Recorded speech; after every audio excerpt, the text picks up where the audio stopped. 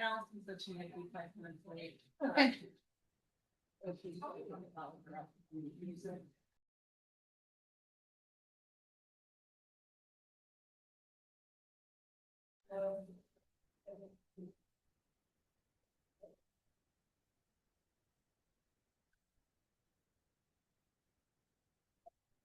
Okay, I would like to call to order this Highland Park Board of Education hybrid workshop voting meeting. The New Jersey Open Public Meetings Act was enacted to ensure the right of the public to have advance notice of and to attend the meetings of the public bodies at which any business affecting their interest is discussed or acted upon. In compliance with the Open Public Meetings Act, the Highland Park Board of Education has caused notice of this meeting, setting forth the time, date, and location to be submitted for publication to the Home News Tribune and Courier News and posted on the board's website at least 48 hours in advance of this meeting. Members of the public who wish to address the board will be given the opportunity to do so before the board adjourns for the evening. Roll call. Dr. Beatty? Here. Ms. Cassell-Dunn? Dr. Coleman? Mr. Maldonado? Here. Dr. Pixley? Here. Ms. Bruce? Here. Dr. Spoolman? Ms. Stanio? Here. Ms. Vargman? Here. Okay. After you read that. Yeah. Be it resolved pursuant to the Sunshine Act, the Highland Park Board of Education will now meet in closed session to discuss matters related to personnel and legal matters. These exemptions are permitted to be discussed in closed session in accordance with NJSA 10:4-13. Information regarding the board's closed session discussion will be disclosed to the public as soon as the need for confidentiality no longer exists. Second. All in favor? Aye. So moved.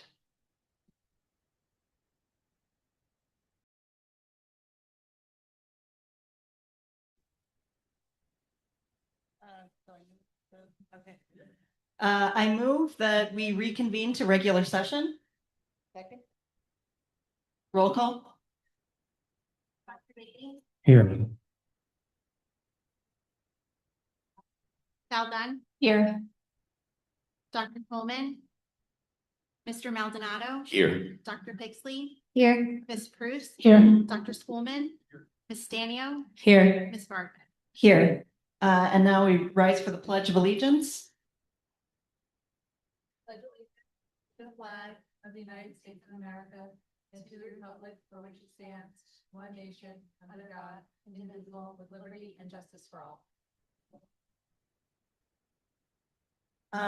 Okay, we received a few emails around error in board material regarding the number of children with type 1 diabetes in the middle school, a recognition of Christopher Brzezowski, and the recent bus funding decision. I move that we approve the minutes from the June 22nd meeting. Second. Dr. Beatty? Ms. Cassell-Dunn? Yes. Mr. Maldonado? Yes. Dr. Pixley? Yes. Ms. Bruce? Yes. Dr. Spoolman? Yes. Ms. Stanio? Yes. Ms. Vargman? Yes. And now we can move on to the superintendent's report. Good evening. Okay. Good evening, everyone. Thank you so much for coming. So I'm going to begin my report tonight by introducing Mr. Justin Grossman. We're really excited after, hopefully you all read my message that went out to the school community. It was a very lengthy search, very thoughtful search, but we're really excited. I'm really excited to recommend Justin tonight. I just wanted to share some brief responses that I got from Justin's references. And so this is the first for Justin as well. The quotes were brilliant educator, phenomenal educational coach, and is able to balance sharp intelligence with a warm, approachable demeanor, looks at data analytically, coaches teachers empathetically, and inspires students enthusiastically. So I am really excited to welcome Justin Grossman to share a brief introduction. Thank you.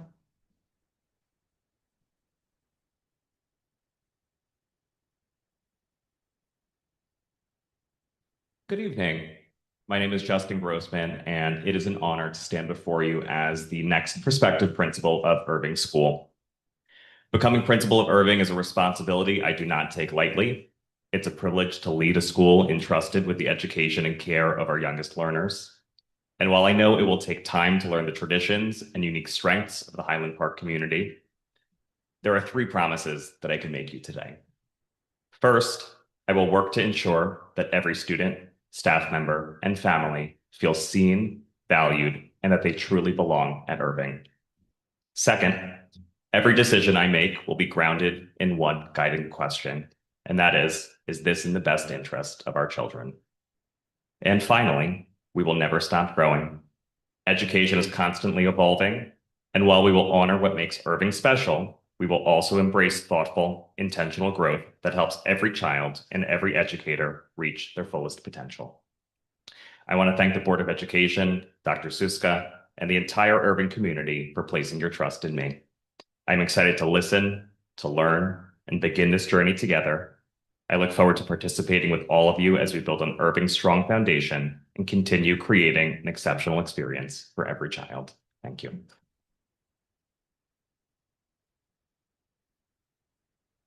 Thank you. And I'll move on now to the more formal part of my report tonight, which is our chronic absenteeism corrective action plan.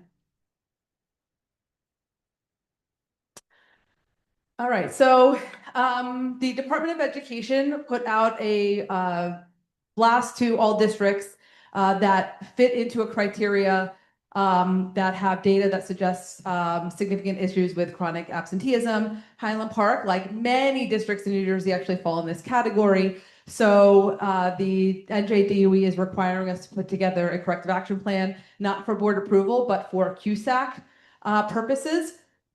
So as part of our QSAC updates and as part of our ESSA accountability. So all of the corrective action plan items that you see in here are in the school's ESSA reports for their title funding as well. So our plan is to address chronic absenteeism and promote regular school attendance.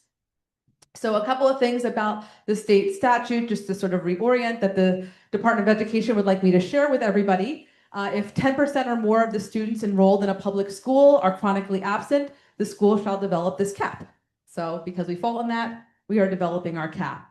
In developing the corrective action plan, the school shall solicit input from parents of students currently attending the school, and you'll see that a little later in my presentation.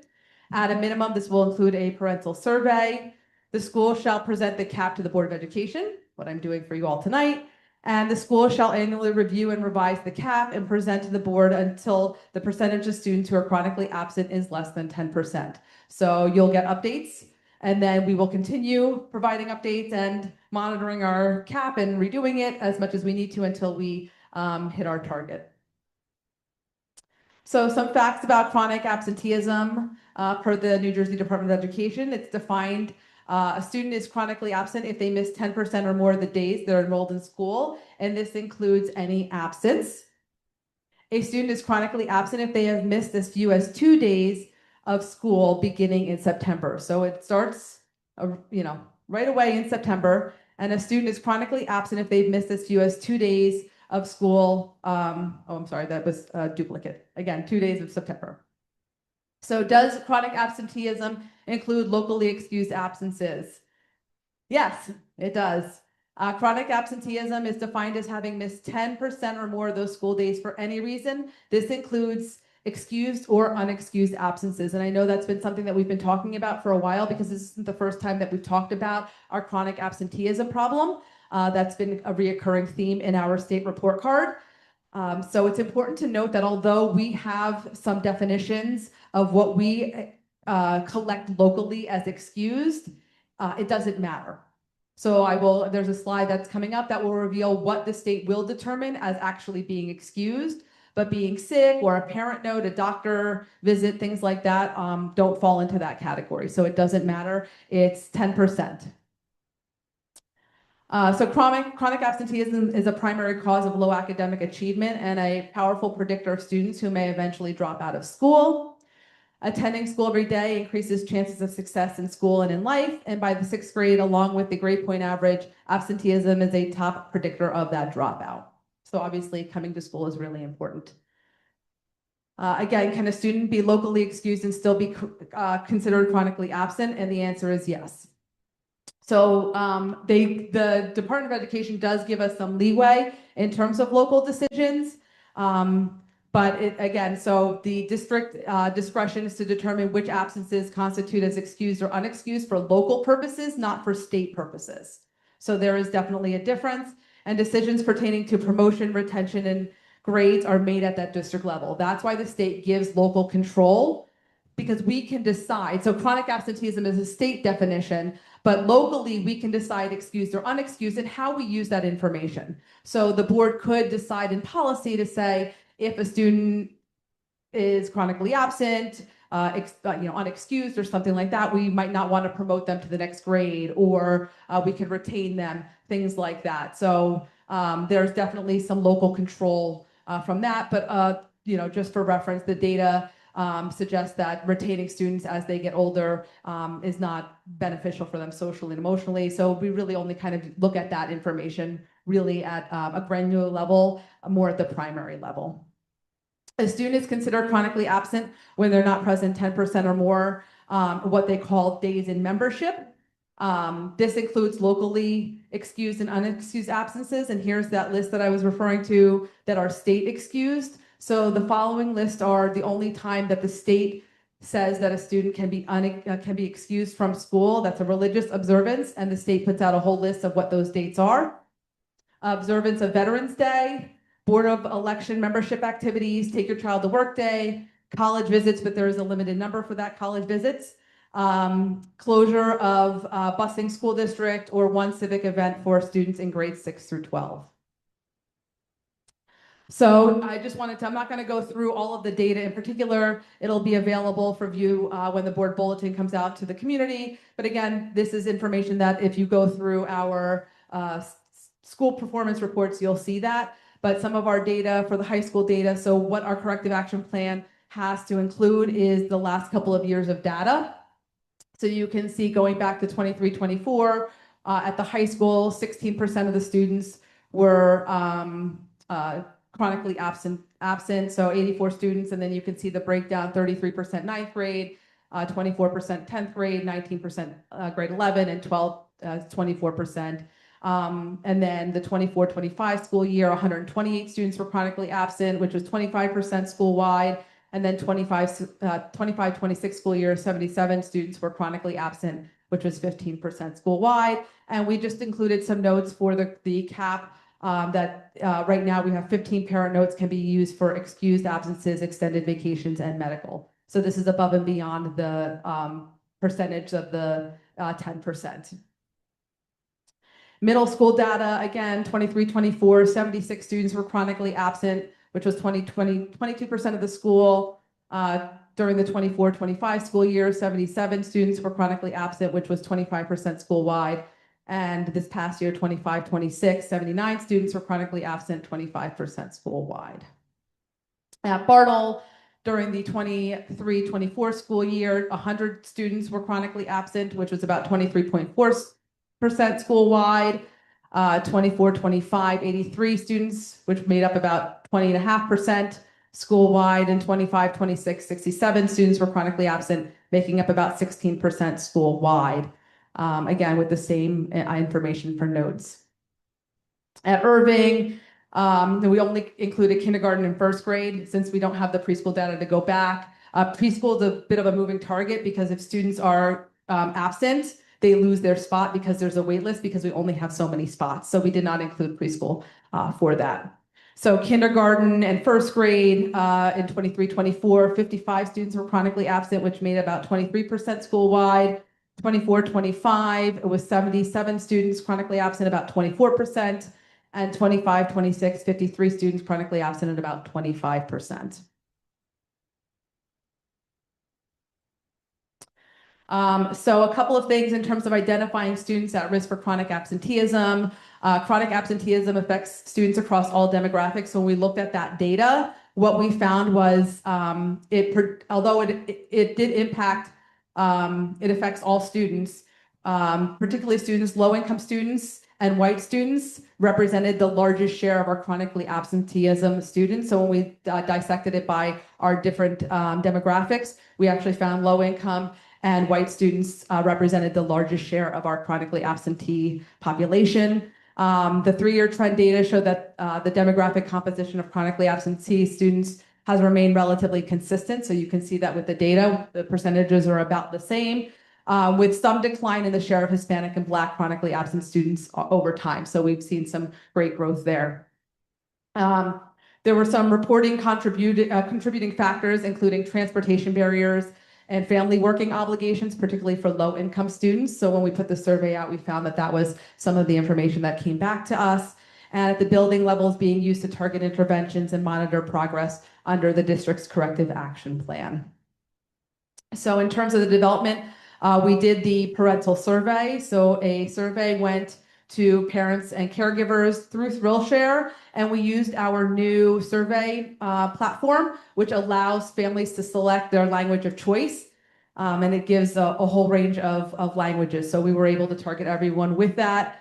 We received 57 responses, so unfortunately quite low, but we're not going to stop. So we had 57 responses. Of the 57, 33% of the responses came from Irving, 35 came from Bartle, 35 came from middle school, and 31 came from the high school. So the good news is we did get a good share, evenly distributed amongst all 4 buildings, which was good. Some of the responses that came from the parent and caregiver survey, the data suggests that illness is the primary barrier to attendance, with 66.7% of respondents identifying it as the main reason for absences. Several other factors were reported by roughly 1/4 of the families, including anxiety, lack of interest or engagement in school, sleep habits, indicating that both student well-being and school engagement played important roles in attendance, and travel and family schedules or childcare challenges were other notable contributors. And that was by the percentage. There was some open-ended comments, a lot of information that came from that. So we, the principals and I synthesized that into a couple of key bucket areas. So some of the key feedback was, and they would like to see an increase in student engagement. So that student engagement, kids didn't want to go to school because they weren't engaged.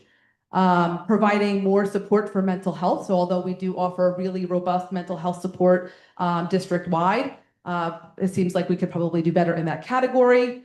Parents would like to see improvement in school climate and safety, transportation and childcare barriers, school schedules was a reoccurring theme as well as strengthening communication, particularly around attendance, attendance initiatives and recognition, and maintaining flexibility for legitimate absences. So that was some of the feedback that came out of the survey.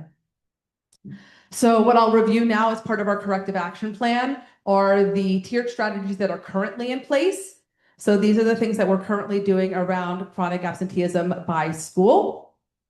So at the high school, as a tier 1 strategy, so tier 1 meaning that it's universal.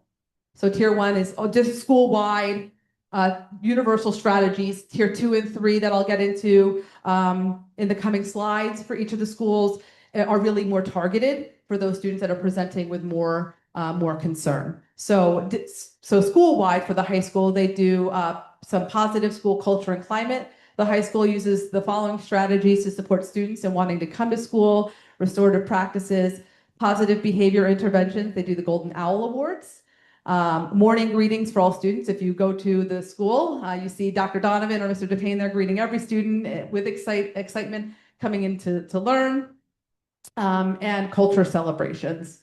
They use a team who are able to research and access barriers to attendance as another tier 1 strategy. So they use their INRS meetings, intervention and referral services meetings, and their school improvement / school leadership team meetings that focus on up-to-date research on promotion of attendance, as well as early interventions such as having teachers make phone calls when a student is absent to say that they were missed in class. So really more trying to use that, the teams that we have in place to really support a more positive culture of saying, we miss you, come in, we miss you, come to school.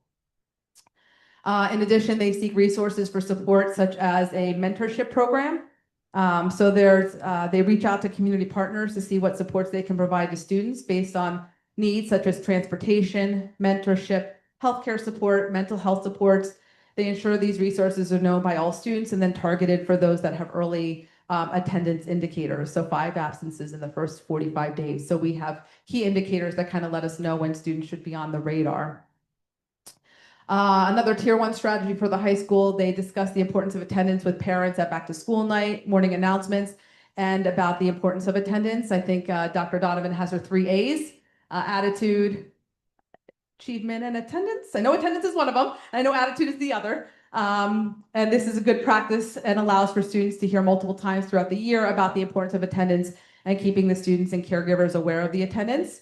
And then an automatic call home for attendance that has to be, so attendance needs to be accurately taken during the first block to ensure all students are accounted for. So we take attendance and then phone calls go home if we're missing some students. And I think that's a theme in all 4 of the buildings. At the tier 2, 3 strategy, they have teen center attendance groups they started this past year. So 19 students were targeted in this support group and assigned counselors that discuss reasons for absences. Data was collected and support was provided to the students and caregivers. So perform care, food pantries, referrals for mental health support, and career or vocational career resources. They have letters generated to give caregivers through Genesis, as well as conversations with the youth safety specialist and vice principal. They said that this was a good effort.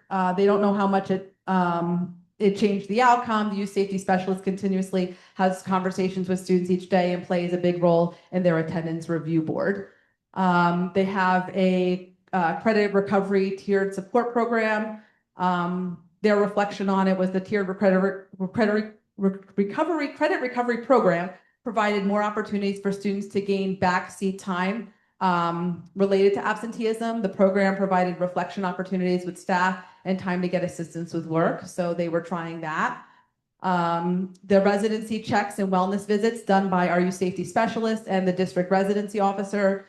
So they would like for a reflection, some more support from the board policy and courts, municipal intervention when students are chronically absent.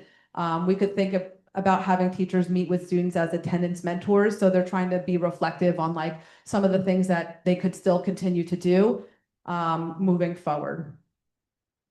So some of the high school's areas for improvement after their reflection of all of those strategies for tardies to school.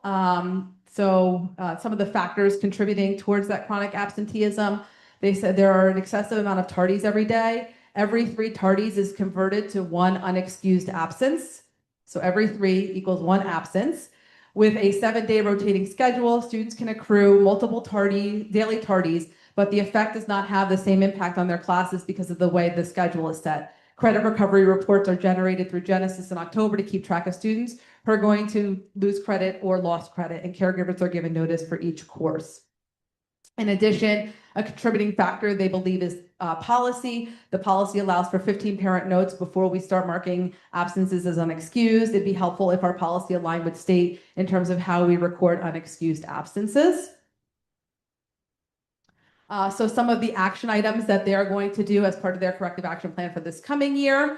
So a universal strategy is going to be continue working on climate and culture in the building through targeted measures to hope decrease in the tardinesses and absences. So you can see the people involved and then the title of those people. Another universal strategy is to continue working with intervention and referral services and their school improvement teams and school leadership teams to research best practices and assess barriers to attendance. Leverage community resources to find supports that meet any barrier to attendance concerns. Continue working with the attendance review board. So every building has an ARB, an attendance review board, to review those absences. Continue working with their student accountability time. Continue with student accountability time, SAT, as a result of missing seat time. Having more structured and regular student meetings about attendance as students accrue more. And then identify at-risk students and assign a point person to develop personal connections, like a teacher, a counselor, or a coach at the individual. So a small group and then an individual action item. More individual action items that they'd like to do this year: call students and parents into team meetings to discuss attendance concerns and goals, write individualized plans for students with absence issues and have parents sign off on that plan, and have family liaison meet with students and parents after school to review the importance of being in school. For the middle school, here are some reflections on their current strategies that they are using. For the middle school, a current strategy they use at Tier 1 is discuss the importance of attendance with parents at back to school night, class meetings to discuss the importance of attendance, and students under the age of 16 meet with the vice principal once they accrue 4 unexcused absences. And their reflection, they said it's a good practice. It allows for students to hear multiple times throughout the year about the importance of attendance and keeps the students and caregivers aware of attendance. They also do automatic phone calls home as well. They said that attendance needs to be accurately taken in the first block to ensure all students are accounted for to do that. The Tier 2-3 strategy, they send letters home in Genesis and there's meeting with the principal or assistant principal. They said this was a good effort, but they don't know how much it changes the outcome. They need consequences for excessive lates and absences. They also, for a current strategy, do grade levels call parents at grade level team meetings, and they have attendance initiatives. And they said that also a good effort, but they don't know how much it changes the outcome. They can make more incentives for individual students versus like whole class or whole grade. I think they had like some sort of dodgeball-y kind of game in the gym for the grade level that won or something like that. The counselor meets with individual students as they are approaching chronic absenteeism. They said that we can celebrate students more on an individual level to see if that inspires others to be present. And then another current strategy that they do is they have the residency, we have the residency officer. If there's a connection between residency and attendance, this helps. We use our family liaison to do wellness checks. We also seek help with municipal intervention when necessary. And they would like to see more support with board policy. They think that having teachers meet with students as an attendance monitor might also assist in that as well. So here is what they say about factors contributing toward the chronic absenteeism. They noted the tardies to school as being a big issue as well. There are excessive amount of tardies every day. There are no consequences for being tardy to middle school. And policy, again, the same, allows for 15 parent notes. Middle school areas for improvement here are their action items at the universal level. Tier 1, form a subcommittee of school leadership team to meet with and work with the courts about attendance issues and consequences. The idea for that for municipal intervention is that they have access to resources far beyond what we have that we can't access unless we initiate something with them. So it's not a penalization, it's actually a way for us to get more support. So what we do is we exhaust all of the options that we can do locally. And if we've exhausted all of those and they have very comprehensive notes that they take on that, after we feel that we've exhausted all the options, then we seek municipal intervention because they're able to provide more resources and support beyond what we can provide. And I know I've spoken about this in the past, even so much as we get our social workers involved. We've collected items to give people for winter coats, rain boots, raincoats, umbrellas, because people will say they can't come because of the weather. So we try to do all of those interventions to get people to come when they are facing barriers. They're looking to maybe implement the student accountability time. So they've seen some great success at the high school. So the middle school was thinking about maybe doing a very similar initiative, have more structured and regular student meetings about attendance as students accrue more. Call students and parents into team meetings to discuss attendance concerns and goals.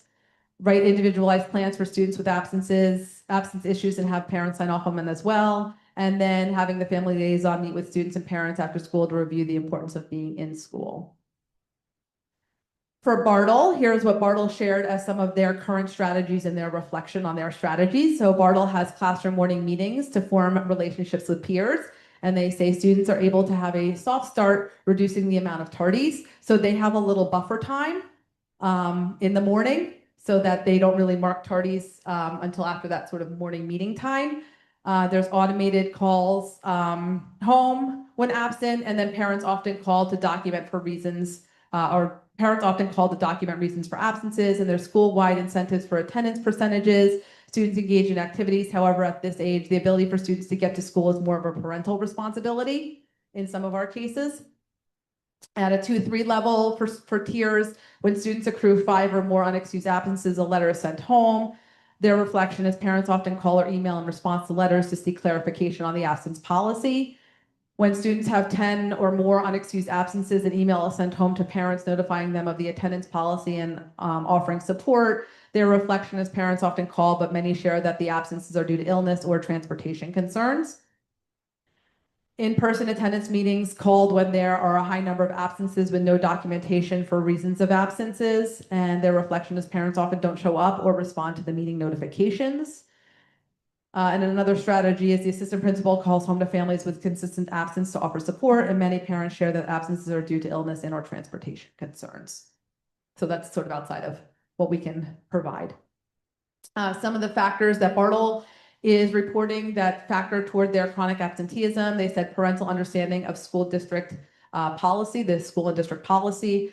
They said that parents often are confused about the differences between our district and state policies. In the survey, many families indicated the child's absences are primarily due to illness, medical needs, family circumstances, or educational opportunities. Families ask for reasonable flexibility and understanding in attendance policies, including tardy procedures and documentation requirements in accordance with law versus policy and regulation. And they said us the same for the policy for the 15 parent notes beyond the 10%.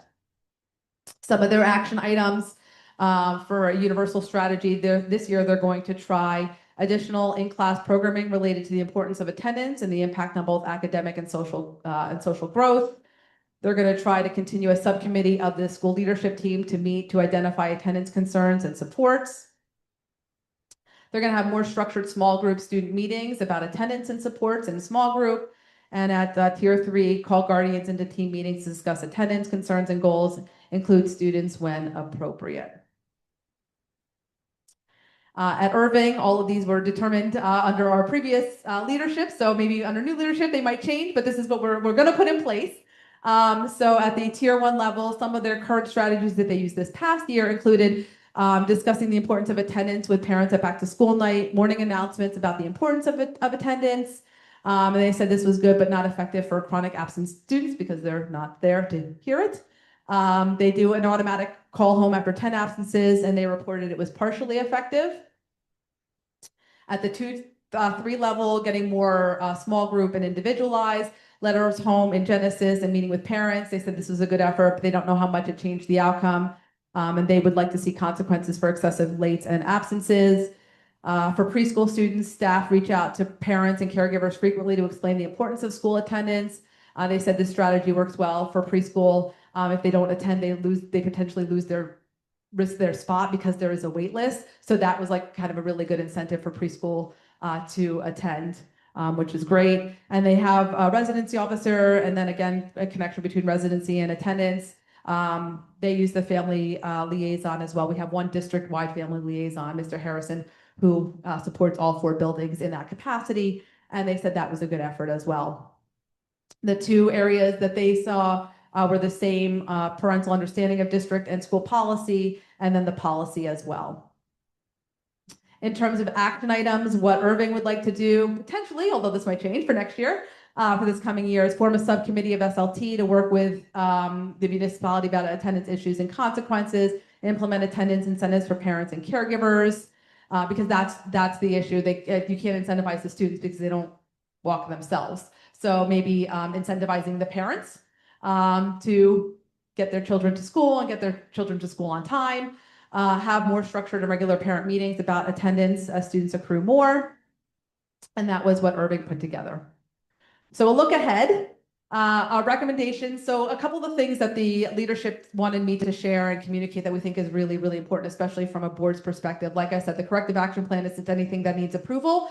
It was something that we had to present. It stays on file. So when QSAC comes, they're going to ask us for our report. We'll share it with them. And like I said, it's a continued work in progress. It will be continuing to be shared with you until we decrease our chronic absenteeism. But a couple things that particularly for the board to look ahead is recommendations to regulation 5200, specifically on unexcused absences that count toward truancy or excused absences. In particular, it's section C. So we really unpacked that regulation. The regulation was last updated in 2019 and includes parent notices for up to 15 excused locally and then an additional 16 unexcused. So that's a lot. That's way beyond the 10%. That's why if you look back at each one, that's what the leadership team in conjunction with our school leadership team. So these are our staff that are creating these corrective action plan items. And their perception is that, okay, so 10%, 180 days, 10% is 18 days, right? So, but we have a policy that goes beyond that to say you can do additional ones and that's okay because it's excused because you're writing a note. So that's a lot more. So if we combine both of those, you're way beyond the chronic absenteeism. So that's what we're interested in, maybe particularly looking at that regulation. The state says 10%, and that includes both excused and unexcused, right? Because excused to them are just those particular ones that I outlined, right? Religious observance, Veterans Day, take your child to work day, college visits, right? Civic engagement for 6 through 12. So the state doesn't care if it's locally excused or unexcused, right? That's really more for the board to determine retention and movement from grade level to grade level. And then the recommendation is to follow the state guidelines and maybe tighten that up a little bit more would be great. In addition, recommendations on changes to regulation 5200, specifically on denial of course credit, in particular coming from the high school. This is section G of that same regulation. Under denial of credit, section G, part 2, the denial of credit is for unexcused absences. Students are permitted up to 15 parent notes for excused absences under section C, point 2. If you are denied credit only when you have reached 10% under unexcused absences, this in theory means that a student can accumulate 31 absences, 15 excused plus 16 unexcused, before being denied course credit. This is a significant portion of class time. Additionally, it builds a lack of really it should be inequity of parents or equity. It's really an equity issue for those that know to write a note or don't. That's one of the things that Dr. Donovan and the team at the high school came back and said what they're actually finding in their attendance review board is that the parents that know about the regulation and know to write notes, write the notes. We have students that go through attendance review board that have the issues of their chronic absenteeism, but their parents don't know to write notes. So now we're telling them, write the notes so that they can kind of be waived from their obligation of any kind of credit recovery.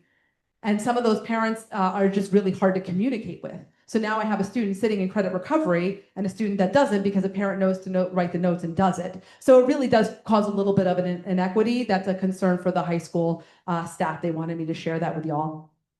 Another recommendation is students have been denied credit at 10% of any absences instead of unexcused absences with the exception of the state allowances. So it would be nice that it was denied credit at the 10% mark and not well above that at 31 absences. At the high school level, another issue that we want to do as a look ahead is taking a deep dive into alternate pathways to graduation. And I know that we've reviewed that more updated policy and regulation that came out, which we're really excited for. And that's something that Dr. Donovan has a strong background in, is providing more alternate pathways to graduation, because not some of our students are struggling to get to school. Some of them work, have to care for younger siblings and things like that. So we really want to explore alternate pathways to graduation because maybe some of our students can take advantage of that. In addition, as well as the impact of teaching and learning, which is culture and climate. Some of the concerns we have is if a student can be absent and miss 31 classes, which is a significant amount, but they're still doing well, what does that say about the class? Right? The idea really should be if you're missing all of that class, you shouldn't be doing very well. So we kind of want to look at that in terms of more of a teaching and learning lens to really look at what kind of learning opportunities in the regulation as well. It does say that teachers are required to provide missed work. So are we then really providing hybrid courses? Because we're providing work through Google Classroom so they can make up the work, but they're just not doing the seat time. But they're still passing a class, but they're in credit recovery because they've missed 31 plus classes. So the high school gets a little bit more complicated because we're talking about really required time for graduation. There's very specific regulation and law around graduation requirements. It gets a little bit more nuanced at the high school. That's why we have a look ahead, not only about the policy and reg, or really more about the reg, but specifically at the high school because it is very nuanced. Cool. Okay, cool. I guess that's it then. All right, so that ends my presentation. So again, nothing for formal adoption, just a presentation of the work that the principals and their school leadership teams have done. And we'll report our updates, and then every year we do a corrective action plan until our numbers drop. So I will open up to the board for questions or comments. Hello. Can you hear me? Yeah. Two things. So one, I was surprised to see how much existing things were going on at each school, actually, to try to combat this as an issue. And so one thought I had was when you show the data about the reason by school, it might be useful to segment that by school, because one thing is the reasons for being absent might be very different by school. And so we want to make sure whatever we do introduce is really targeted for the root cause of the problem. And so when you showed the data, it was across all. So I was just curious if you looked at anything. The parental survey data? Yeah. If Yeah. you segmented it. Yeah, at all? The new software we use is kind of a little clunky like that. We're still like learning how to use it. We can certainly work with the company to sort of unpack that. Yeah, I was just thinking that might be useful, given all the work that's existing. If you can kind of be targeted with a specific root cause, the data might help you. The second thing is, it sounds like we're doing this until we get the numbers down below Correct. 10%. I'm wondering if we have any internal goals at different timeframes so we can see and make sure we're tracking. I'd love to know that rather than, wait up to the end of the year, or see if there's, we can see if we're on track or not. We might need to modify and use kind of a monitoring system. Yeah, so we do, and those are on the district's ESSA plans for their Title I funding. So if those are interested that are attending Ms. Rodriguez's committee meetings, she can definitely present that information there. Those are the targeted SMART goals. Yes. I had a couple questions. Do we have a sense for how much the credit recovery program is kind of bringing students back in, or like how many students? I'm just wondering the impact, like in terms of this chronic absenteeism and whatnot. So, well, the student accountability time is more like once they lose. So there's two things. You have students that are losing credit because they're failing. But then there's the credit recovery for like they passed, but they don't have enough seat time. So those that are not getting enough seat time are then just making it up in the SAT time. Right.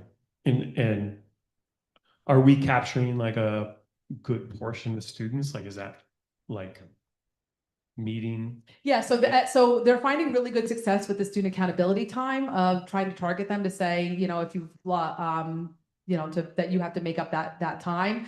The SAT time has been, from what I have, pretty good. The students don't want to stay and make up the time, so they've, that's been a little bit more helpful. I think that's why the middle school wanted to try it as well, versus the credit recovery program that provides a little bit more like reflective, alternative pathways to meet course requirements. Okay. The other thing I noticed in the high school plan, and it was talking about different community resources and community organizations. And I don't think I might have seen it in one of the other schools, but I don't think I saw it in one of the other schools. And Okay. that I may have also been looking at a couple papers and recommendations from research base, which is really thin on this, but that was actually one of the recommendations, was to get kind of community partners on board with this. And I was just thinking about, community centers, churches, and having that message. But I was also thinking about, because transportation, to some degree is out of our hands, but some of those community organizations can manage some of that sometimes. And if they can be strategic in pairing parents or even childcare issues, that might be something that we can't manage, but they can manage in ways Yeah, so we tried that. Our issue that we have is that we can recommend to a family, reach out to, to this resource.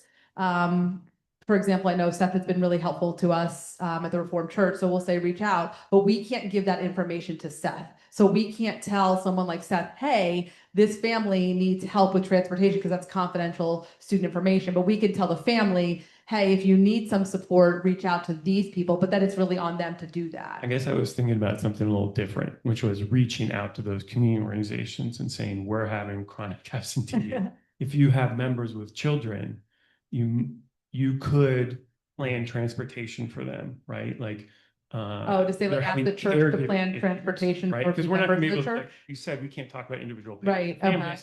but we can talk to those organizations and saying, this is something that's really impacting student success in schools. And we could really use your help in like partnering around these kind of things, right? So less individual kind of targeted family and more like, I don't know. I mean, I'm also thinking that I think the other piece that was really consistent through here was, finding teachers, finding counselors who can develop like personal relationships, which I think is really important, because if they have good relations with the parents and the students, that changes things. But there's also a big load on people, given how many students are absentee. So I think that's important. But I think also we can hopefully leverage some of those relationships outside of our schools that we think are really important, and some of these families might be participating in, and just kind of let them know. And if they hear something, they could feed things back to us like, well, they're saying there is no coordinated transportation, Right. so we're going to do something. Or, I don't know. I mean, they might have ideas too about what we could do. Piggyback.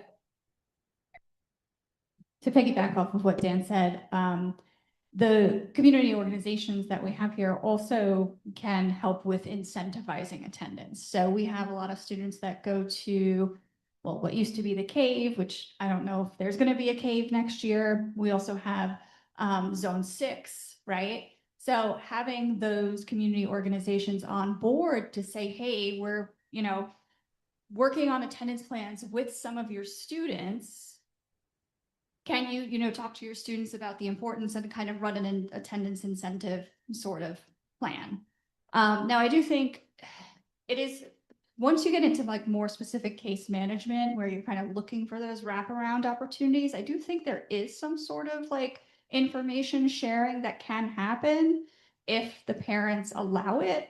So I'm wondering if like that's, we could potentially ask permission to share, or I don't know, like there has to be some way that we can refer families. I mean, we do now for things like Perform Care. So we'll say, do you want the information for Perform Care? And then we give them the information. We don't call Perform Care. The only time we could do those things is if parents release, and there's a release of records form that they could fill out that allows us that ability. Okay, so like broaching that record release form would be good. Yeah. The other comments that I had in full transparency, I've been working on CAP now for like 6 weeks for the state. So I'm like, just You're really in it. Chronic absenteeism. And to say that, one, I was able to provide Christina some feedback prior to today, which was really about integrating parent feedback into the strategies. And then, but also like this is a big statewide push. The state is going to be rolling out support through PDs and cohorts and things like that. So there's going to be a lot more focus on this moving forward. But in regard to the parent aspect, there's like that 1 degree where we had parent surveys. And I think, speaking to what Sarah was saying, where you have the survey data, it might differ from each school, but the way that we can really dive deep into that qualitative data is through personal interviews or focus groups or things like that, where maybe we, what reads as transportation on paper may come back as something as quick as like making a phone call to a bus company, right? But we don't know that until we dive deeper into it. So having more opportunities for parent voice aside from the survey to kind of really dig in, and even having parents on the team. or having students on the team could be, helpful to kind of thinking outside the box or addressing some issues that maybe, you didn't really entertain before. And then finally, I wanted to just comment, when I first saw the presentation, I was excited because it looked like Bartle's data is getting better, but there's also that time in the morning, right? Where there's like iffy time, like a gray area. So I don't know how true that data is if we are allowing buffer time. Yeah. So I would encourage taking more, like understanding that you do need a buffer. If we need a buffer in order to improve our attendance rates, then we have a problem. Right. Right. Uh-huh. So that's just something that I wanted to Yeah. Well, bring to our I will say attention. Bartle's, that reflects their biggest issue now is tardies. So before, their chronic absenteeism came from actual attendance, like missing the days. And they've really worked through their incentives to get that in a better place. So that's been really good. It's just now the tardies, because again, 3 tardies equals 1 absence. Okay, so I see what you're saying. Yeah. So it's kind of shifted from whole days absent to now Correct. I'm coming late, and those absences are. Yeah. So even Brooke said, Brooke's like, I'm really excited. Like, we're excited that the students are coming, and we don't want to, make light of that, because that's a really big accomplishment that they're coming, but now they're coming late, which is great because they're coming. But now 3 of those equals one absence. So that's where we're at. Yeah. Yeah, okay. So they get it real close. The policy stuff should be something that we can easily do as a board, right? I mean, Correct. I know we've talked about it in the past, all that sounds really familiar so, I mean, I think if you would bring that back to committee with a proposal, the wording that the schools are recommending, I think we could easily, within a month or 2 of committees, bring that up for first read. I can't imagine that there's many board members that would oppose tightening this up so it matches more of the state. Whether that will help our problem, I don't know if it will, but at the very least, we could do that for them. Well, I think part of it is, you're right. Is it going to be the fix-all? No, but I think it will definitely help put everybody on the same page, because I think we've had these conversations over and over where people are like, oh, but it's excused, so it doesn't count. But it does, right? And so whatever the language is, if it's the number or the wording, I think the whole thing is, I know I've said this before, but for parents, thinking about the 18 days, that 10% are your PTO, right? Your children get 18 PTO days, right? The paid time off, right? They get those days off. How they use them, whether they're sick, their vacation, had a bad day, whatever it is, that's their time off, right? And once they exceed that, now we're chronically absent. So I think, it doesn't matter whether it's excused or unexcused. And I think there's been, at least since my understanding of, the regulation dating back to predates me, 2019, I believe, 2019, it's been like, well, because it's excused locally, it doesn't matter. And it does matter, and it does count. And I don't know how else to convey that. I appreciate that there's a larger than normal audience today, and I'm not sure how many people are online to hear it, but again, the more that we can communicate and share this out, and I think that is one push in the right direction, because as you can see, there's a lot of great things happening at the building level that they wanted to convey, and there's probably even more that we couldn't get down. We were on a tight crunch. The state didn't give us much turnover for doing this, especially for entering a CUSAC year. So there's a lot of great things happening there, but we need to work in tandem together to do this. And as you can see, there's more that they want to do. Yeah, no, that's Okay. that's just 2 letters. Parents should be right. Shouldn't have a. Right.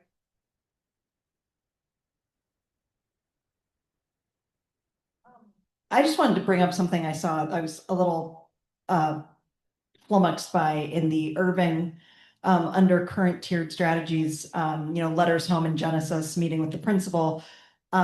We need consequences for excessive lates and absences. What on earth would consequences in kindergarten and first grade be? Yeah, so in all transparency, when I opened it up to put my presentation together, Irving's was not fully done. And I think that was the transition of our previous principal leaving things not quite finished. So Dr. Robinson and I put some things together. So in full transparency, like I said, I believe under new leadership that will probably morph and change a little bit. So I'm excited for that. So in full transparency, Irving's was something that we had to kind of piecemeal together. And similarly, for the middle school, there is a lot of talk about consequences for excessive tardies, which Yes. Is not really something that we saw in Bartle or the high school, Yeah. which I thought was in the middle school has has a problem that has not been improving. And some of the other schools, it really has shifted or has gotten better, and the middle school hasn't. And it seems like there's this idea there that it should be consequences, and I'm just not, is there any evidence that moving in a punitive direction is the way to go? Yeah, I'm not really sure they're thinking consequences, like it's not like detentions or things like that. I think what they are thinking of consequences is that at the high school there's a consequence because if you were not there, you lose credit, right? There's a graduation requirement. That's the consequence at the high school when you hit those numbers. At middle school, there isn't. So we could have students miss 30 math classes, over 30 ELA classes, right? And there's sort of no consequence for that because they get promoted to the next grade, which they should. Middle school students should not be held back. It is not a good social place for them to do that. So they move along, but yet there's a gap in their learning.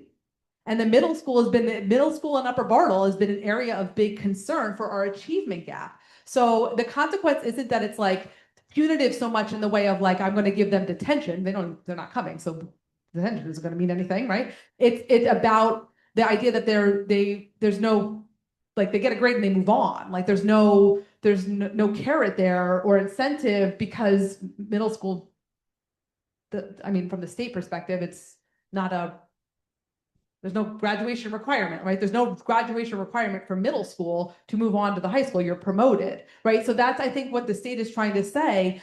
That local control comes on. You deem when students are promoted and how they're promoted. What does that mean to move on to the next grade level? What does it mean to be promoted? What does it mean to be retained? Is there a certain amount, right, of how that works? So that's what they mean by consequence. So maybe the term isn't exactly being utilized in a way that conveys that. But what I'm excited about is that the middle school really saw the high school some great success they're having, and to try to do that work. I spoke to Dr. Donovan, who's done a lot of this work with the American Pediatrics Association. So she's done a lot of work with chronic absenteeism with that organization. So she's going to work with the middle school, particularly to turnkey some of her resources and work with that. So we're hoping that because the middle school is seeing some of that success, but there's no, if they aren't here, they're not here. And then even if they pass or fail a grade or a class, they still move on, right? So I could be in 6th grade, be chronically absent. I could fail math and I'm still going to 7th grade. So that's, I think, what they mean by consequence, if that makes sense. So just to follow from that, it sounds what you're identifying is they're missing a lot of learning. Correct. And that's a problem. Yes. And so what I'm hearing when I hear consequences is that they would maybe do additional work or something. Like that's what I'm hearing. Right. Something like so at the high school, again, they have SAT, which is student accountability time. And then they also have a credit recovery program where depending on if they pass or not pass the class, there are requirements around that. For some of our students who don't pass, they have to retake the class because it's a graduation requirement. Middle school, we don't have that. They were working on, they had a WISE connection. So that was, I believe, Sarah, you reported that out under curriculum instruction, the 1 month about a title funded program, WISE connection after school, to really try to connect with adult and culture and climate. But again, you have to be here and opt in to, we call everybody, but not everybody wants to participate in that program. Sorry, go ahead. Well, yeah, that was something that popped out to me a lot from the feedback. And what are the consequences? And I guess in high school, after you miss 31, or you possibly have 31 absences, excused and unexcused, the consequence that kicks in is you don't get credit for those classes. And okay, so one question I have is like, okay, well, if we decided we don't want students to be missing, 31 days, and we tighten that to the state level, which is 10%, it probably shouldn't be we tighten the belt all at once, because then we'll have a whole lot of students out of compliance because the culture's not there yet. So I think one question we have to think about in committee as we're looking at that regulation is, how do we sort of gradually ratchet up the expectation as opposed to going from 0 to 60 or 31 to 10.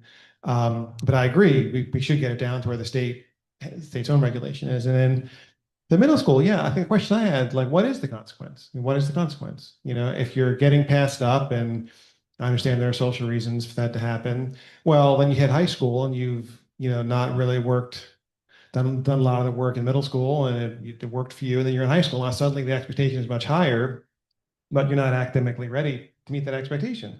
So we're not serving the students very well. We are serving them in some way, we're keeping them with their cohort, but not in other ways, because those are the kids who really struggle in high school. They never had to sort of, do uncomfortable stuff to get to school on time, except for 10% of the days. So I think should we have stiffer consequences? And if so, what they should be? I remember I was on the board, but I was in the audience when the board, I think, changed the regulation. So previously, this was 3 or 4 years ago, you couldn't attend senior prom or something if you hadn't graduated, if you hadn't like passed all your classes or something along these lines. Anyway, and everyone sort of said that's unfair. It's really, really awful for the students. They miss a big milestone, and okay, you can pat yourselves on the back and say that's true. But should we look at participation in extracurriculars, in athletics, right? What are the things students really look forward to? And say, okay, you want that thing that's really awesome, that you really enjoy, and you sort of, you go to school for, okay, you have to do the thing that maybe isn't as fun, just getting to school on time. Maybe we should look at that as well. Maybe we're being asked in the feedback to look at that. Just want to piggyback off of what Allison had noticed with the Bartle. With that buffer system, we don't really have real numbers there on how many absences there actually would be if we were actually looking at the tardies, if we were going by the start time. So there possibly could be more absences technically because there are more latenesses. And the fact that we do need a buffer is indicative that maybe it could be time to rethink the Bartle start time as well to help these kids out to get to class on time.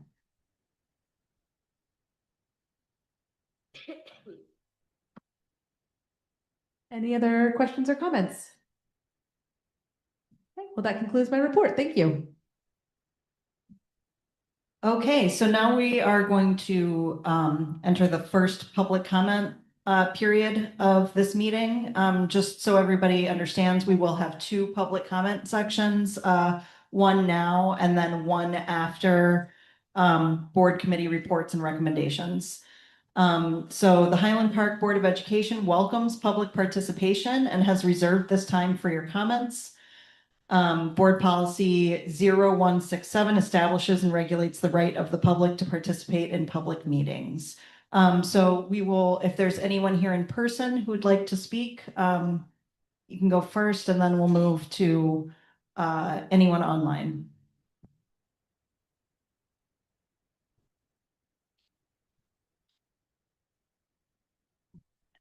And please just give your name, and if you are an address. However, if you're a student, do not give your address.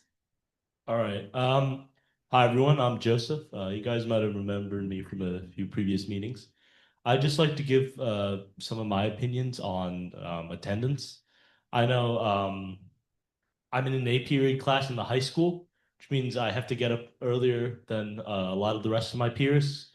And it's a bit difficult sometimes, I think.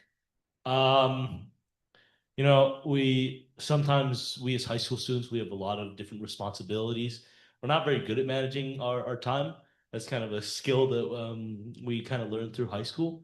So sometimes it's kind of difficult to have, say, like a set bedtime that's early, and it's also a bit difficult to have a set wake up time to always be on time at school. So I think if something I think that might be, work is having a bit of a later starting time and a bit of a later ending time. I don't know if that's possible, but I think when I think about the biggest reason that I'm late to school, it's always because it's kind of just difficult to wake up and then get to school on time every single day. So I think if a later starting time could be implemented, it could definitely be beneficial to getting students to school on time. Thank you. Thank you, Joseph. Is there anyone else here in person who would like to speak? Okay, do we have anyone online?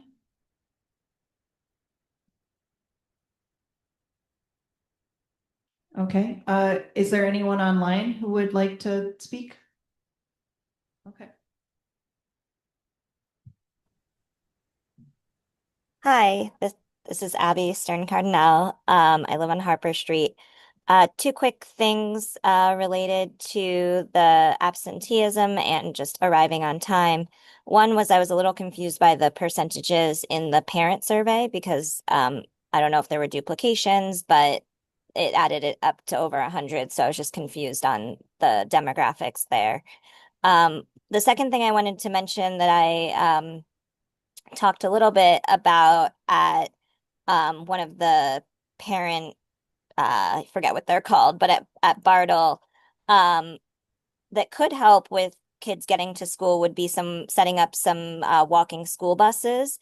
And, you know, it is walkable, but it can be hard. Not all parents can walk their kids to school. There are people who walk their kids to school anyway, and having connecting families together, especially at the younger years, it might be harder as they get older. They have their own, you know, friend groups and they're more able to walk themselves. But I see a lot of people helping each other with transportation in the morning. But if you don't know, you know, if you don't know the people, maybe there could be some organized walking school buses, or at least trying that out when the weather is nice. So I just wanted to make that suggestion. Thank you, Abby. Who's next? Can you hear me? I'm Anna Haley. Can you guys hear me? Yes, we can hear you. Wonderful. So I live on 32 Lincoln Avenue. I've had two kids that have graduated from the Highland Park schools, one in 2019, one in 2022. I really appreciate several of the board members trying to gently unpack this, but I have a few questions. The first is I'm wondering to what extent any of these data or the what seems like kind of generally proposed solutions are at all different from what was done when my kids were at school. That would be my first question.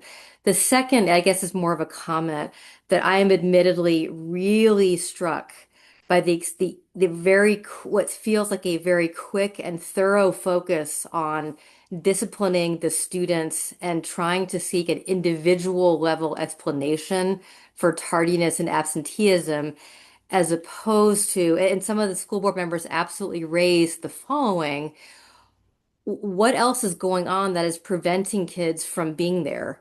What is it about the fact that the district is not able to provide transportation to all but special ed and other kids? What is it about parents' work schedules? What is it about students not wanting to be at school? What are the other structural, institutional, climate, environmental factors that may be getting in the way? What do the students say? And what do more than 59 parents say? I feel like I'm really, I haven't been to a school board meeting in years. My older kid was a school board rep for several years before they graduated from the high school. And I'm just really struck by the lack of, in response to this presentation, board members saying, wow, we are just hitting the tip of the iceberg, and we need to collect a whole new round of data, talking to our students, the ones who are absent, the ones who are tardy, the ones who aren't, all of their parents about what is going on here. And to attempt, if at all possible, to resist a lowest common denominator focus on let's discipline the kids and help them understand the importance of going to school. Maybe there's something that they know that we don't. We really need to know what that is. Thank you. And do we have anyone else?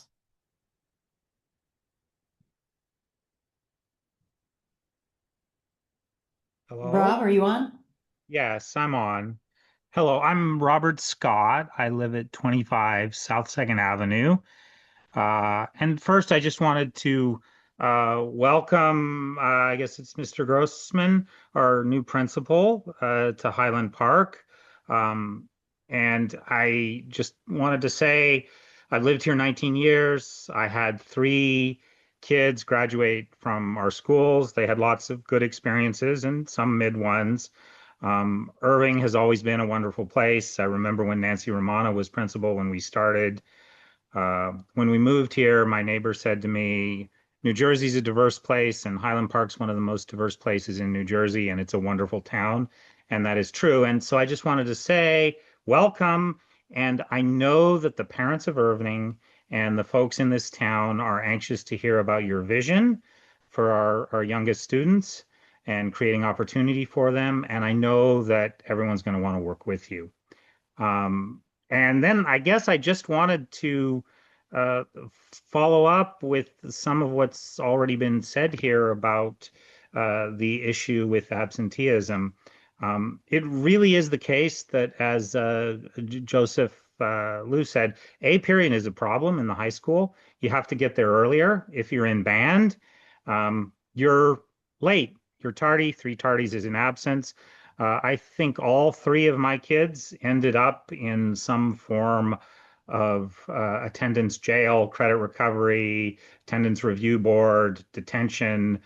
I don't think it was called student accountability time then, and that was because they were band kids. And it's just harder to get to band on time. So that's something that people pointed out over and over again. And I'm also glad to hear talk about rethinking that insanely early Bartle start time. I know many of us pointed out that this was going to be one of the consequences of that early start time. And finally, again, this is a supportive community, and I think we can do a lot better than punitive consequences when people miss school because of sleep, early start times, anxiety, illness, and the sorts of things that just happen to everyone that sometimes make school impossible. So I hope we will steer a course clear of the punitive consequences. Thank you. Thank you, Rob. Is there anyone else with a hand raised?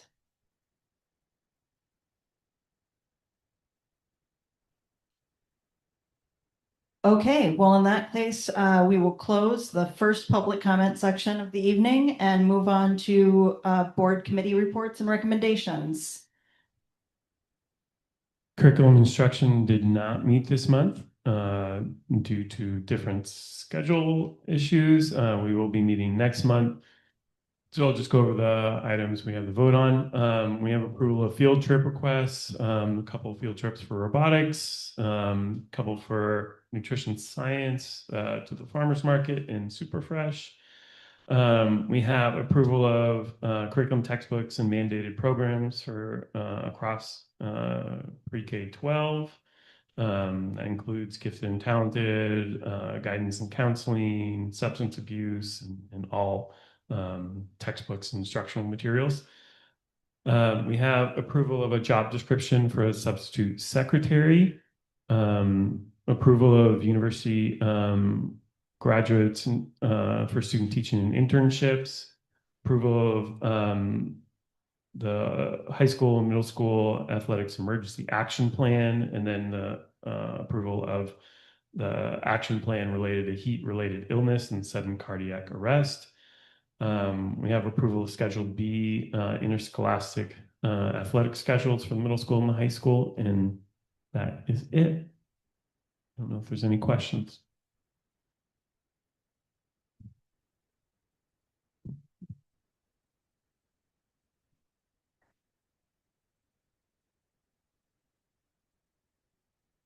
There's equity and excellence did not meet, and we have no agenda items. So, Allison? Yes, finance and facility did meet. We met on July 14th. The first thing we discussed was the preliminary transfer and treasurer reports. We also discussed the approval of IDEA and ESEA grant allocations. So overall, there was an increase in IDEA and ESEA allocations, including about a $14,000 increase in IDEA basic funds and about a $400 increase, a little bit more, in pre-K funds. And ESSA increased overall, except for a loss of Title III immigrant funding, and that is due to a decrease in the numbers of students enrolled. So we had, I think, about how many more last year? I think it was like 10 more last year than we have this year. We also discussed the approval for athletic transportation. There was one bidder for the athletic transportation, which was ABC Transportation, and the rates are similar to last year's rates. There is a small weekend and holiday hourly increase of about $5. There were two change orders for the structural repair coming in at around $9,000. There was additional change order for cafeteria alterations for the pre-K classroom. They needed another quad receptacle, and that was about $1,400. We also, on the agenda tonight, is the approval of the district-wide asbestos removal quotation. Oh, no, I'm sorry, district removal bid. We were quoted about $25,650 for that. This is required under AHERA, which stands for, hold on, I looked it up, Asbestos Hazard Emergency Response Act. And basically every year someone comes and reviews and says, oh, you need to fix that tile or you need to address that paint over there. So this is going to be a district-wide move to address and abate the asbestos. This has already been budgeted before. Mr. Flanagan knew that this would be coming, so this is not anything unexpected. And we also have the approval for the renewed application for the multiple temporary instructional spaces for next school year. Those are the modular classrooms at Irving's. This is not the lease. This approval is something that we have to submit to the county to have these modulars as spaces. The actual lease is up next September, up for renewal. So we will begin discussing kind of whether or not we would need to renew those modulars moving forward. We already have the, is it called the not the long range plan. I have it here. Strategic assessment plan. Okay, that is the master plan. Thank you. I'm like, what is the master plan? Oh, it's right there in my notes. From Spietzel, they are working on that already. So hopefully by next budget season, we'll have a good idea of how we could perhaps restructure some spaces in order to maybe not have to have the modular classrooms and still address the universe that we have. Okay, we also, oh, that's not it. Discussed Hungry Minds. So Hungry Minds is a nonprofit that assists school districts with lunch debt payment. And so we have to thank Ms. Baldizone and Mr. Rosa because they worked, Ms. Baldizone let Mr. Rosa know about this program. And we had several graduates who could not receive diplomas due to unpaid lunch balances. And Mr. Rosa got in touch with Hungry Minds, and Hungry Minds contributed $4,800 to help reduce those fines. There will be other opportunities to continue working with Hungry Minds. So Mr. Rosa is kind of like trying to figure that out. We might maybe try a fundraiser with some matching from Hungry Minds. So all of that is still up for discussion. But it's really wonderful to know that we now have established this relationship, and hopefully we can address some of the lunch debt. The structural repair at Bartle is nearing completion. The fence was partially installed and they're waiting for approval on the fireproofing. The pre-K classroom renovation bid is progressing. I'm sorry, the renovation is progressing. The floor is leveled, tile is ordered, lighting and ductwork are all done. They're waiting for an AC condenser, paint, and more bathroom construction to be done, and the target completion date is early August. It must be completed as per the grant by August 31st. We're also waiting for some updated quotes on that HPEF environmental sustainability project, so that's still a work in progress. That's the Kushner grant money that we were rethinking for the middle and high school to use for sustainability and centers. And then we have an update on the geothermal link at Irving. This is repaired. This was a job that was originally quoted, get this, for $95,000. John or Mr. Flanagan worked with the folks who helped with the baseball field to dig and find the leak. And fortunately, it was located next to two modulars and next to a modular and could be repaired. And the contractor of the modulars reimbursed some from the bill because it probably happened while they were installing that. And so the final cost was $4,800. So a very special thank you to Mr. Flanagan and the folks who helped us with the baseball field. At the time of our meeting, the statewide audit, your audit, regular district audit was happening. So we will update at the next audit presentation, which I know is everybody's favorite. The student activities is being transitioned to SchoolFi accounting system, so everything will be in one place. Previously, this information lived in three different QuickBooks. So someone at high school was using one and someone at Bartle was using another. So now this is going to be streamlined in SchoolFi and everything's going to be organized from the business office, and Mr. Rose is very happy about that. Coming up in August, we will be doing a deeper dive into the athletics budget in order to more thoroughly examine the impact of the assistant director position on the budget, both district and as district budget and the athletic director budget. I'm sorry, athletics department budget. Okay, now for agenda items. Where am I? Oh, Lord. Here we are. Okay. 1 is the approval of the supplemental bill list. 2 is the bill list. 3 is the treasurer's report. 4 is the board secretary's report. 5 of the Board of Education certifications. 6 is the approval of budget transfers. 7 is the approval of travel and related expense reimbursements. 8 is the approval of contracted service providers and related services, and this is to HUDL for athletic supplies. 9 is for the approval of contracts for professional development. We have All In for Inclusive Education, Handle with Care, Right to Know or Hazard Communication Training, Use Science for college and career readiness, development for administrators on the evaluation process, link it training. There's 2 non-public transfers for professional development. No, actually 3. And that's the end of that. Number 10 is the approval for McKinney-Vento students to attend Edison Board of Education.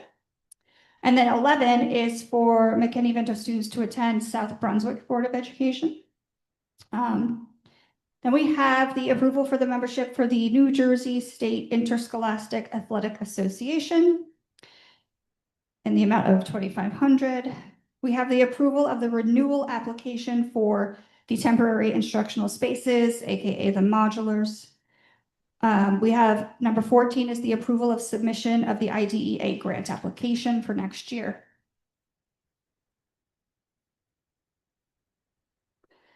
Number 15 is the approval of the submission for the ESEA grant application.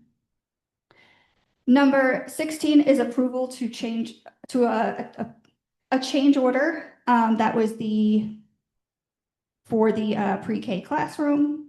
Number 17 is the asbestos abatement. Number 18 are change orders for the structural repair. Number 9 is the approval of number 19 is the approval of the conditional gift agreement for the renovation of the high school baseball field. Thank you so much, athletic boosters. Number 20 is the approval of non-public allocations. This is something that we have to do as a pass-through. And so there you'll see the 3 schools listed and their allocations for nursing, security, technology, and textbook. We have the approval of a settlement agreement. We have the approval for the transportation, the athletics transportation from ABC Transportation. Number 23 is the appointment of outside counsel for investigation. Whereas the board has received a complaint requiring investigation by outside counsel, and whereas the firm of Hatfield Schwartz Law Group LLC has substantial experience in conducting such investigations, and whereas the board has reviewed the matter and determined that engaging outside counsel is both necessary and appropriate, now therefore be it resolved that the board approve the engagement with Hatfield Schwartz Law Group solely for the purpose of conducting this investigation at the rates set forth in the proposed legal services agreement. Number 24 is the approval of the revised prescription plans for, this is changed, so I'm going to read in the change. So this is the approval for the revised prescription plans for the month of July and August. I move that the Board of Education accept the recommendation of the superintendent to, as advised by its group insurance broker of record, Brown & Brown Metro, to maintain prescription coverage with Horizon Blue Cross Blue Shield for weight loss anti-obesity medications July 1st through August 31st, 2027, due to the delayed implementation of the RX Save card until September 1st, 2026. Yeah, I'm sorry, There's a typo, right? It should be just for July 1st, 2026 through July, August yeah. 31st, All right. 2020. That was, I caught it too. 2026. So sorry, the extension for HB Horizon Blue Cross Blue Shield will be through August 31st of this year, because the RX Safe Card plan, which is what we entered into for prescription coverage for weight loss and anti-obesity medications, is delayed. So at the rates, benefits, terms, and conditions represented in the Horizon Blue Cross Blue Shield initial renewal proposal. That is all I have. Any questions?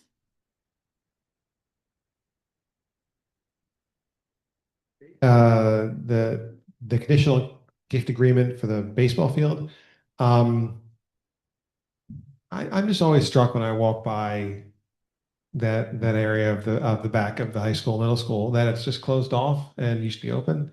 I understand, it's important not to let people run around, too many people run around, with their dogs and boots and whatnot. But I'd just be curious to know if it was part of the agreement that the giver of the gift said, I'll donate this money if it be closed off and protected, or if that was independently determined by the school district and the athletics department, this is actually the best thing for the field.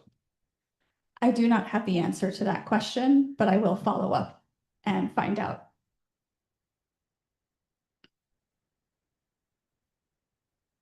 I think there is, I don't know if this is the same issue, but this is something I think we discussed in central leadership team around people passing through during the day.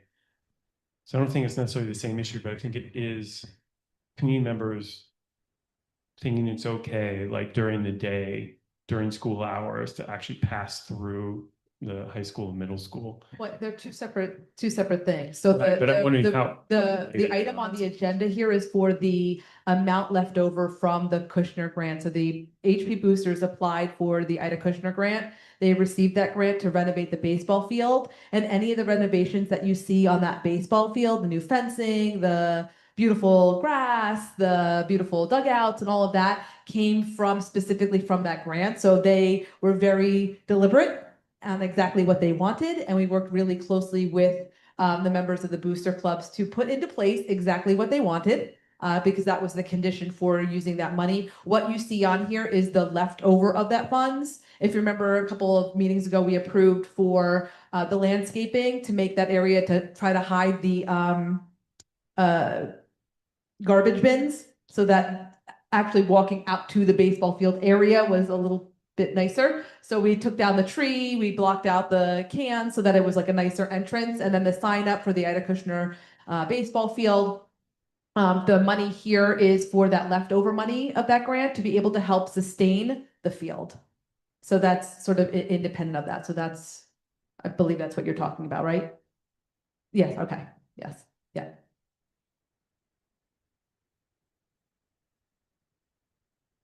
Okay, in that case, I'll move on to personnel.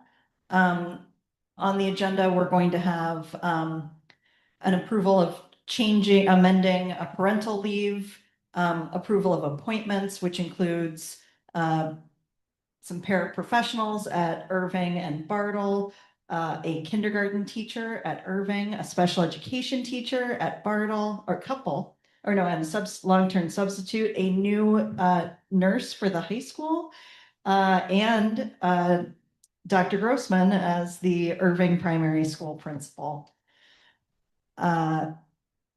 We also have a Schedule B position, Rebecca Takas as robotics at the middle school. We also have a number of hourly positions having event monitors, Genesis training, responsive classroom, closet organization, audio-visual, counselors, pre-K teacher and intervention specialists, instructional coaches. We also have a number of volunteers. Thank you very much for volunteering to help out with various sports team, including the girls varsity basketball team, the middle school wrestling, middle school boys soccer, and high school boys basketball. Thank you so much for volunteering your time. We also have approvals of transfers and promotions having to do with paraprofessionals moving buildings. And we also have approval for extra compensations for paraprofessionals for next year, and approval of toileting stipends for paraprofessionals. For policy and regulations, we have one policy and regulation for first reading, which is the updated use of internet-enabled devices, which is an update to align the high school's policy with state law. Highland Park passed our cell phone ban before there was state guidance on how to do so. And so we need to update our only the high school's regulation in order to fit with the state regulations, and we can discuss that.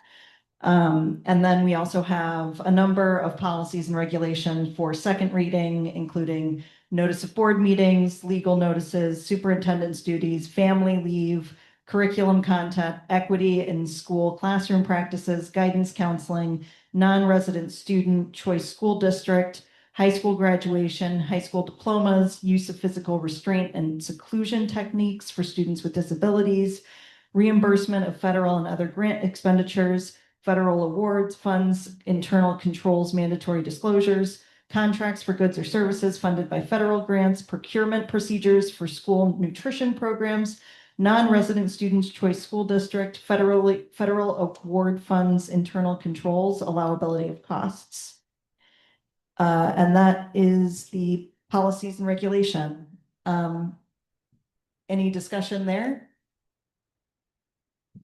This is the. Oh, yeah. So I just Yeah. wanted to talk briefly about, thank you, Ms. Bardman, for bringing that up specifically about the electronic use of devices, specifically for the high school. So just to let everybody know, just in case they didn't read all the attachments, we will align with the state's law now that says that high school students are not allowed to have them anytime during instructional or non-instructional time. But they did put out a caveat for those districts that have open lunch, that students are allowed to have them during that period. So we've been sort of going back and forth a lot on what this looks like. I think what we settled is that the same rules will apply for students that they currently have, in which students are supposed to keep them in their backpacks or bags or purses or whatever else they have, pockets, whatever they have. They're just not allowed to be used now in the hallways. They're not allowed to be used during study hall. They're not allowed to be used at all. Because we felt that open lunch would still be something that we felt the community might still want their children to have access to. That's why we're not locking them up. But we had considered doing the same thing where the middle school had, which is like locking them up for the day. But it would be too cumbersome for potentially 3 grade levels that have access for open lunch to unlock them, get them, go to lunch, then come back, lock them up, and put them back. It would just be too much people power to be able to navigate that. So we're going to try it with Dr. Donovan feels that some very more strict rules around, making sure that students are accountable for keeping them on them and not using them. She put out a communication. So because it's there's legislation around that now, just like there is legislation around not smoking in school, not vaping, drug use, things like that. That's contraband. So students' devices are now contraband because there's legislation around there. So there are definitely more strict consequences now that you'll see in the regulation. So in the past, it was the teacher would take it and that would be sort of a first line of defense. Now, if they're seen with it, it goes right to the main office and parents have to come get it. So we're going to try that out and see how it goes. We're hoping that it'll be successful and that high school students will oblige and be able to follow that. If for some reason that doesn't happen and we have to about face, we'll make a recommendation for a regulation change where we will purchase locked devices and they won't be able to have them for open lunch. But we want to honor that because we think it's important. But we're hopeful. One of the things that central leadership team did discuss a lot was that we didn't want the board specifically said was they didn't want the onus to be on the teachers to have to manage it and regulate it. So we're hoping that the students can do a good job of doing that themselves. And staff just basically, it's like same thing, like that's why we're treating it as contraband. If there's vaping or things like that, the staff, they don't deal with any of those consequences. They're sent to the main office and the main office deals with it through the assistant principal or principal. So that's sort of how we're treating it in hopes that that will work. If the data is suggesting and we get feedback from central leadership team from the high school that it might not be working, then we may have to adjust the regulation to include open lunch. We just wanted to try it out this way first. I just want to clarify. My understanding was that the current policy in the middle school that they turn their cell phones in if they bring them to school in homeroom.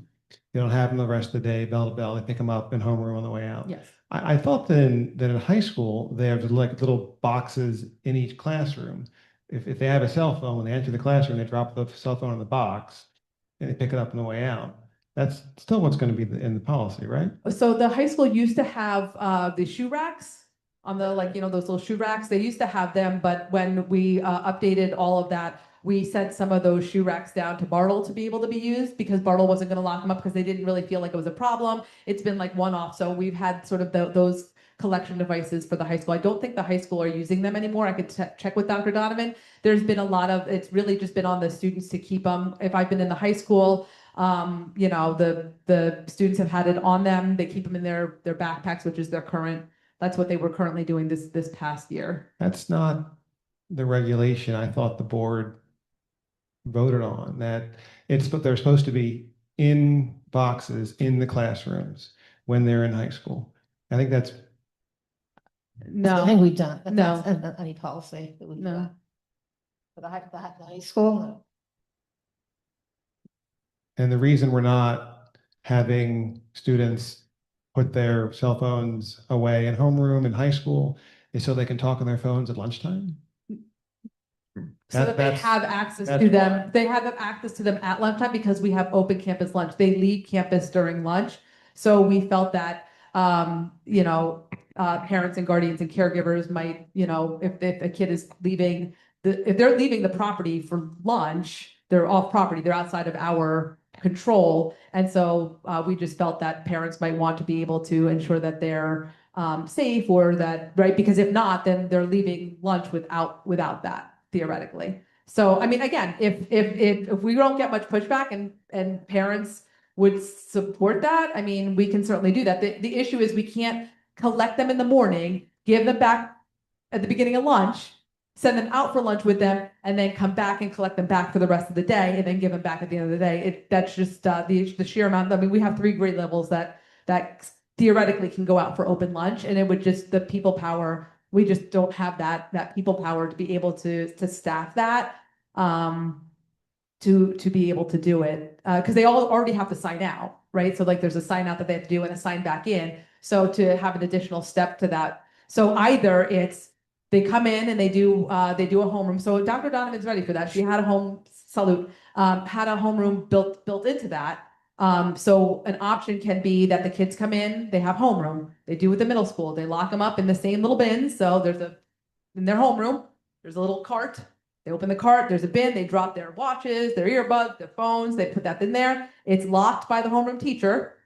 And then at the end of the day, they go back to that homeroom teacher, they collect their stuff and go home.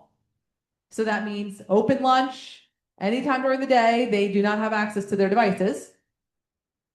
Or it's that they hold on to them and they don't use them at all. Not during passing time, not during study hall, not during instructional, non-instructional, except when they leave campus to go for lunch. And you really think in the bathrooms, in front of their lockers, they're not texting, they're not meeting, they're not calling their friends, they're not, surfing the internet. Again, And the state law is really clear. I completely agree with you. That's why I wanted to have the conversation. It's a first read, so we will have a second public comment. And my hope was that if there are public comments or if people are watching this after the fact and want to email myself, email Dr. Donovan, or email the board with their suggestions. I mean, ultimately, again, if the board feels, again, I'm trying to lean on the team at the high school to give their recommendation because they're the one that has to put the regulation into place.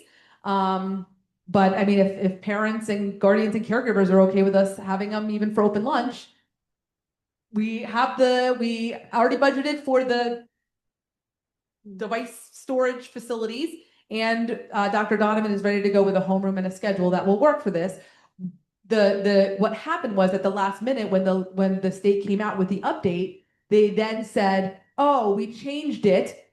If your school district for high school allows open lunch, they can have it for lunch. Before, if you remember, the original rollout was all day doesn't matter.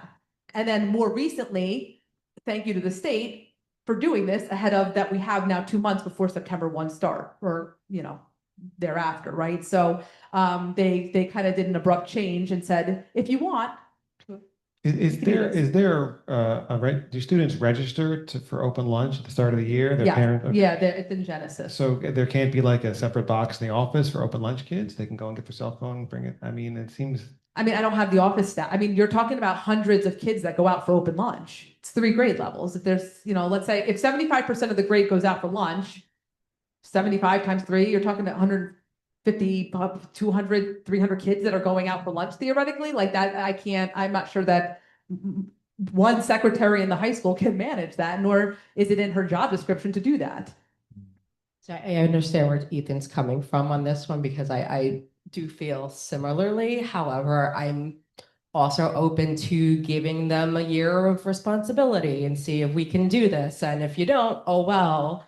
But I mean, I also understand the whole thing with open lunch. There's no such thing as payphones anymore. So if something does happen, they don't have a way of contacting anyone. Right. So that is a cause of concern for me, that I do want them to have access to it. However, I know high school kids. But, you know, like, I'm willing to see where this goes and let them know, like, you guys are the ones who are gonna, you know, make the mark for the rest of the school. You hear that, high school students? So that, again, part of the reason was I wanted to make sure we had an open dialogue, and then hear from the public as well for this on this sort of their opinions, so we know how to best guide this. Yeah, Ethan's not the only person who thought they were being locked up during instruction, because I thought that, because that's actually what we talked about at the central leadership team. So I left there thinking that was how things were being implemented. So finding out the last year that wasn't implemented, or they stopped using lockers, is new information to me as well. I'm looking at the regulation and didn't mention it, but that was the strategy that I heard at central leadership team that the high school wanted to do, to take it out of teachers' hands. I still think it's in teachers' hands right now, because you're asking the student to put it in their backpack, and the student is the one that disciplines other students. The teacher is, right? So the teacher's going to have to be the one that take it. So this does put it in teachers' hands. The new updated regulation wouldn't. The teacher sends them right to the main office. And then the main office, the assistant principal or principal. Right, the teacher sends him to the main office. I know. It's in the teacher's hands. I know. Like, they don't necessarily have to take it or discipline Right. in the classroom, but they Yeah. do have to send them to the office, right? So Yeah. the teacher is policing that, and that was something that was really consistent on the central leadership team. The That last- didn't want teachers yeah. to do that, right? Central So- leadership team that I went to, they actually had put this on pause because they were waiting for the new outcomes of the law. So they didn't want to have to buy all this stuff and find out they didn't need it. And I think that's, Right, you know, the kind of where new we are law. right now. But for our policy last year, I'm talking like last time we were meeting last September and that kind of a thing, that was, or well, before that was the plan, right? So I understand they didn't want to commit until we heard the state policy this time, but that's everything I had heard of in central leadership team before, and I haven't made all of them, but I've been pretty good. So yeah, so I think it's going to be interesting Trial and to error. hear how things, I guess, go this year, given we don't, I guess. I mean, Dr. Donovan seems really confident that she can manage this, but I mean,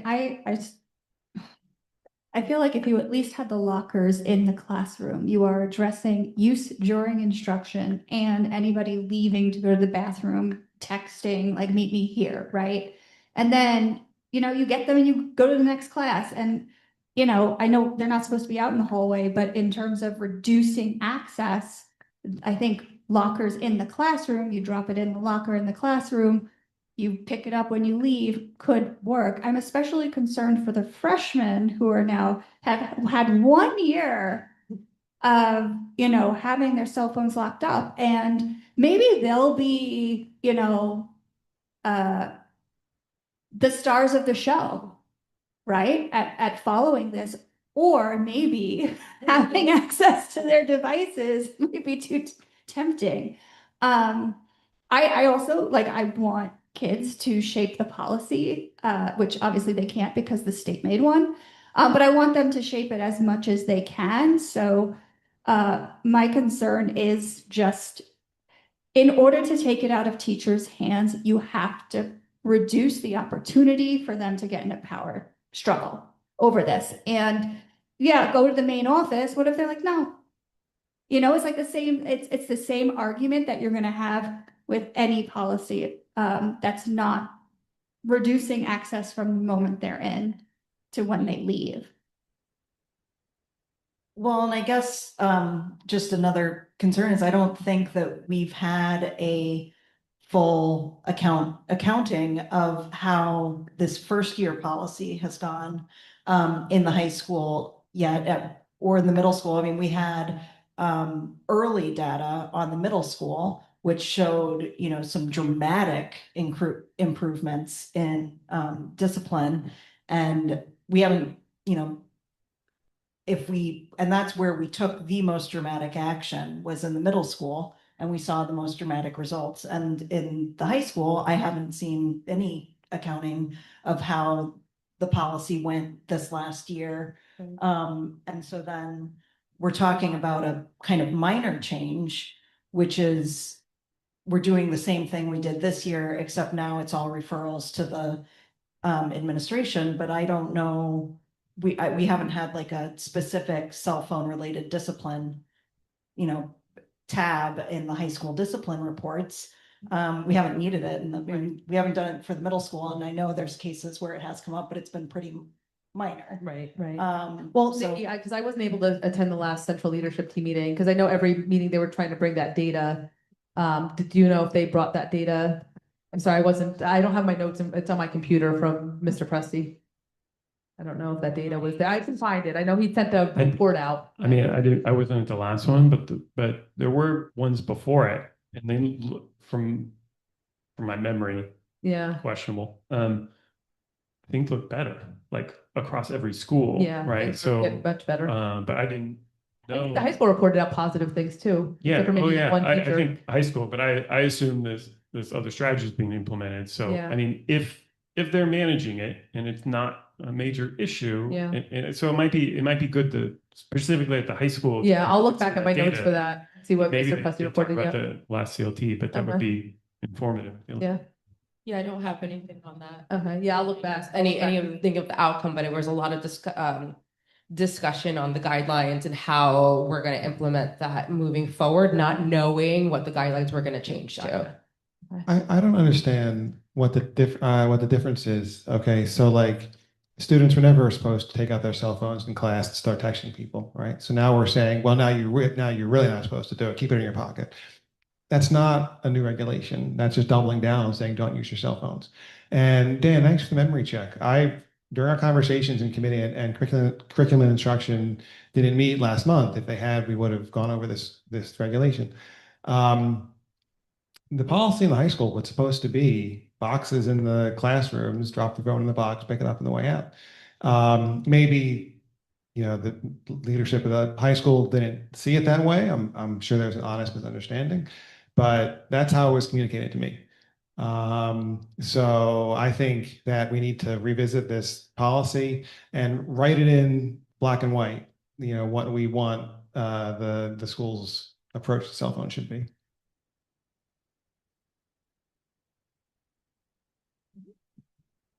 No, I just one other thought, and this might be the worst thought ever, but I was just thinking about what Allison was saying, because if we're dealing with this policy specifically in response to open lunch, why would freshmen not have their phones locked up?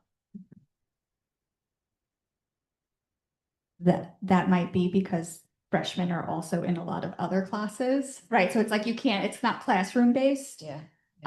Because they might be taking AP Bio with a bunch of juniors and seniors, So Yeah. Much harder. But have like just a regular homeroom system. You have homerooms, but they're not every day. It's like twice a month, so that wouldn't work. Yeah, and like I said, Dr. Donovan has a plan for changing the schedule to include a homeroom if that was the path that we would want to go down. So what makes sense at this point? Because we do need a policy for September. Right. Based on state law. So my recommendation is to go with what Dr. Donovan and her school leadership team recommends, which is what you see in front of you, with the idea of closely monitoring it. Maybe at our first central leadership team, we'll put that up as a specific agenda item in terms of the data. Have the high school team come with their data and then look at it to see. And that's what I told her. I said, let's monitor it. And if we see, if I walk through the halls and I see kids on their cell phones, I said, I'm not going to be a happy camper. I'm going to want them locked up. But again, I would like to hear also, how important is this open lunch? Open lunch. Yeah, I think that seems to be the biggest concern is the open lunch. Like, do we want them to walk out without a phone? The only thing is open lunch, right? And if there were pay phones, then I'd say, yeah, take the phones. But there's no real way to contact anybody should anything happen. And that is really my only concern. Yeah. Other than that, I'm also very much okay with which is what the high school's concern is too, is open lunch, quite honestly. So, and closing lunch is another whole. Yeah, but I also want to trust the judgment of the teachers that are actually in the school implementing it and knowing their students. So I don't want to, you know. Right, and again, the recommendation is coming from the school leadership team, so it's not being made in isolation, that the staff are making it collectively together. So again, my recommendation is to follow that and see where it lands, unless there's, if the community, we can start implementing if the community feels, if it's not being successful, we want to go with the system, we have it ready to go, we can change the schedule, we can order the supplies and get it going and update the regulation. Especially if there's not, if the community also agrees, as parents and caregivers of high school students that go out for open lunch, that we are going to have their devices, their watches, their phones, their meta glasses, anything that is of that electronic device Yeah, realm. I have a quick, just clarifying question too. A quick clarifying question, sorry. So, is the assumption, this all makes sense to me, in the conversation and seeing how it goes. Are we assuming that there is also the instantiation of the policy we thought that was happening, which is that they're being put in the black boxes? Because that was. So I don't, what was supposed to have been this past year? Is that, are we assuming that we're still putting the phones in the black boxes? I'm confused. No, they never were. They never happened.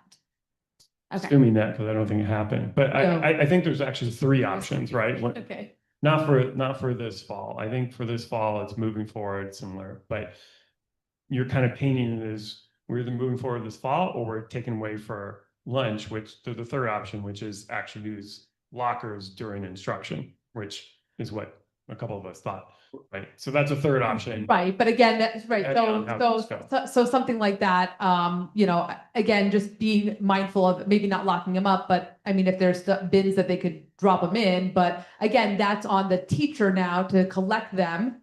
And what if the kids don't put them in and they say, I don't have them, they're not searching It's on backpacks the or teachers anything. now. Right, I want to. But I think that would be actually be more systematizing it, right? Like you walk in, you drop them in here, right? Right. Well, I mean, that was in the, so if you remember, though, I think the conversation was because in the past, the shoe holders were at the high school, but we had, by the way, our regulation before all of this came out was that they don't use them during instructional time. So predating this legislation at the high school was don't use them during instructional time. And we had those little shoe things for them, but it wasn't being used with fidelity, it wasn't being used constantly. Like some teachers were using them as their attendance, like drop your phone and stuff in there, and then that's the attendance.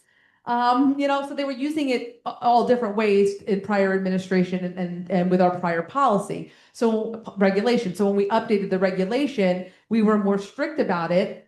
We wrote it into observations, like when teachers were observed, we had to write formally in there if we saw cell phones or did not see cell phones. That was part of a teacher's observation. So we started becoming more more accountability for making sure that went into place this past year. And then we took some of those shoe things. That's what we talked about at Central Leadership. My recollection is to then bring them down to Bartle to use there. And for the most part, the high school was incredibly successful. I think there was some pockets of some issues, but that was swiftly addressed. And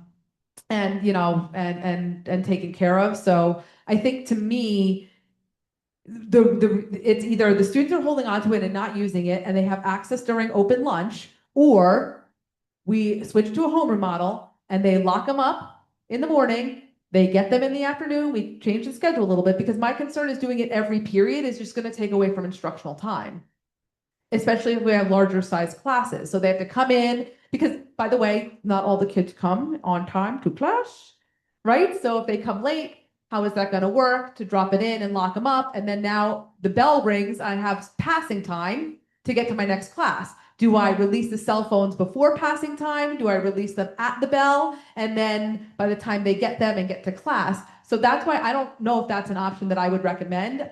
To me, it's either they have them and they get them for open lunch and they just don't use them during the day, or we lock them up all day. I'm not sure how we could, especially with some of our larger class sizes, I'm not sure how you can navigate that and allow the students to get to their next class to then lock them up in their next class, especially when some of our students have to go to far ends of the building. I mean, some of the kids have to go into the middle school for orchestra, up to the third floor.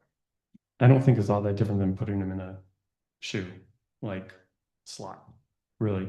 You have to put them in there, Yeah. waiting for kids, waiting for them to put it in. and you unlock them at minute to go instruction. Like, I don't know. That didn't seem like that big a difference to me. Yeah. But I also want to say, I know talking a lot about this issue, but we've been talking a lot about open lunch, and it's important that students who go off campus have their cell phones. It was the case before cell phones.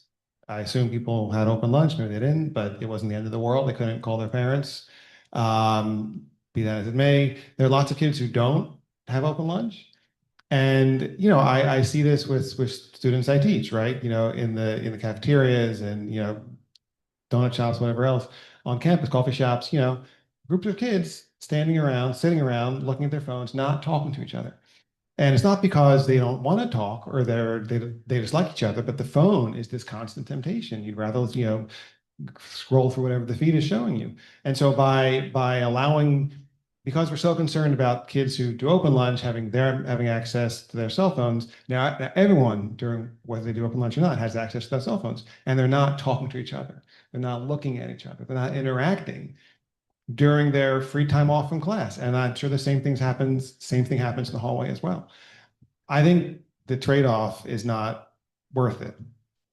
So, I mean, one suggestion that we could do is, I mean, the hope was, because it has to do 2 reads, was to get this ready for the start of school. I mean, we could table it and then come back for a first read in August, second read in September, and then go forth with whatever the change is for October, knowing that the month of September would be last year's. I'm just giving other options. I don't know. We keep circling here, and I don't know. Have to only do it in September. Can we not implement it in January if we see that? Oh, you can do whenever. Not working. I mean, again, like I said, you could pass tonight the recommendation. We can monitor it, and if there needs to be a change, we have a 2-month window, right? Because it would have to go for an additional first read and second read if we change it, which gives us the time to implement the new schedule and buy the resources. I mean, it doesn't look like it's really a change from last year. It's just. Well, it's just the change is that it's during non-instructional time, which is going to be a change for the high school. The change really becomes, for last year, the students were able to use it during passing time, during study hall, and non-instructional time. I don't know when else what non-instructional time was, but lunch, non-instructional time. This year it's not at all. They can't use it in study hall. They can't use it during passing. They can't use it during lunch. I'm more on campus. I'm more expressing concern about some of the communication around this and not having the understanding. I don't think you can change this in the middle of the year. I think that puts teachers and administrators in a really hard position. So I'm saying more looking forward. I think we're implementing more or less how we did last year, with really clear communication with students that in passing time, and in these other non-instructional times, right, that they also can't be using it, right, and that's by state law. So this is more about the schools implementing that, and then depending on if this works, if not, then looking at something. But I think removing them from open lunch would be a real concern in the community. But then it's like, what other options are there? And I think there's one, but it's not ideal, but I don't necessarily know all of them are ideal. So I'm more a proponent of moving forward. Now that we kind of know what was happening last year, seeing how that goes and tracking it with data. I think it'd be interesting to see some of the data from last year, but I kind of feel you don't want to put teachers in the position, and administration in the position of changing this mid-year. So we'll make that the priority agenda item for our first central leadership team that's on the calendar for next year. Yeah. So yeah, if this path, we just have to do a second reading. I'm curious to see what how parents actually do feel about it. The majority may not have a problem with their children not having their phones on them for lunch. So I'm just curious to see what happens there and kind of base it around that. Okay. Yeah, and students. Students spread the word. We're looking for that's in the You can send us emails. Process question. If we approve it on first reading, does the second reading happen the very next meeting, or does it happen whenever we want it to happen? In other words, how much time is there for feedback from parents and community members and students and all that? Like if we approve it now, is in the August meeting, is that in the second reading? Yes, August is second reading. The state did not give us much time. A subsequent process question. If This would have to go back to first reading, right? Correct. that was my, Any changes now would have to go back to a first reading, so thank you, Nikki. yes.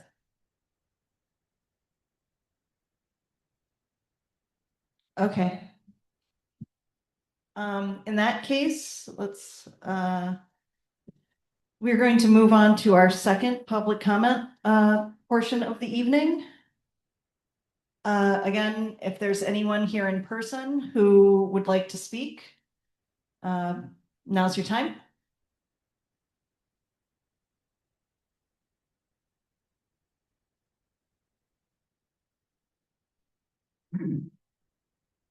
Hi, my name is Arden Lee. I'm a rising senior now at the high school. Sorry.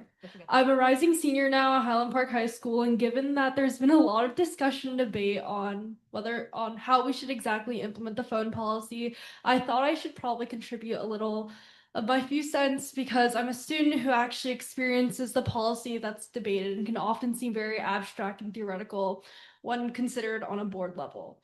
So the first thing is, I do agree with some of the board members and their concerns raised about how this new policy seems like a very similar iteration of the one that was proposed and implemented last year. But the issue with the one last year, and honestly, I don't think I saw that much phone use, at least in the beginning of the year, when the policy was enacted, was that there wasn't clear communication with the student body about what the expectations were. And part of that asymmetry across the board is because teachers were the individuals responsible for strengthening the policy. And they obviously don't have a lot of time to do that. They only have like 50 minutes of actual instructional time. And most of that they want to dedicate, rightfully so, to actually teaching their students. So when you're considering a policy like that, I think having clear communication channels between teachers and board members is important because you want to see what they want to sacrifice. If we do have a homeroom period at the beginning of the day, and if we have check-in times before the end of school, that time is cutting into the amount of that we ultimately give to teachers for instructional time. And even 5 minutes for the morning announcements is a lot for some people. So we want to make sure that we're not further sacrificing that just to implement a phone policy that honestly enterprising students will still find a way to kind of circumvent. Another thing is I feel like we need to be more aware of how capable and confident some high school students are. I know we could go on all day about the attention span crisis or how often students are using their phones, but if you actually are transparent and clear with them, I find that they actually are willing to work with you more than you probably think.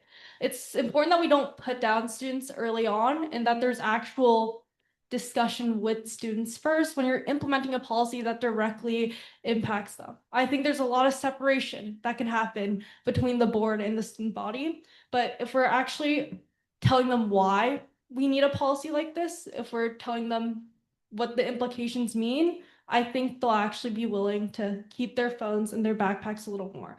Overall, when you're considering this new policy, I can't speak on behalf of everyone right now on whether or not we should be doing one that's full day where they lock up their phones in the morning, or if we should just let them for at least 1 year show that they can actually demonstrate their capabilities as students. But I do want to put in something that I realized throughout the course of the discussion. Specifically for open lunch, not only do I think that some parents would have a big concern with it, I also want us to look at how we purchase things nowadays.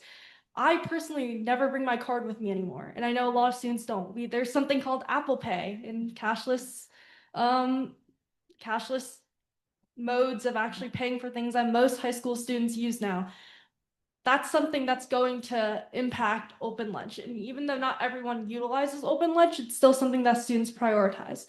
So that's something to take into consideration as well. Overall, I think there needs to be more transparency across the board. I hope in this coming year that students are more aware of what this board does. And while I know that I'm the only high school student here and have been for a while, just be clear with students. Don't put them down too early, Be transparent with all your policies. This is something that directly impacts them. And there is no one size fits all. And I don't think that we should be afraid of adapting, but just believe in them a little more and they'll definitely be receptive. So much. Yeah. Is there anyone else here who'd like to speak in person? Okay. Do we have anyone online? I'm sorry, any hands up? Anyone online who'd like to speak?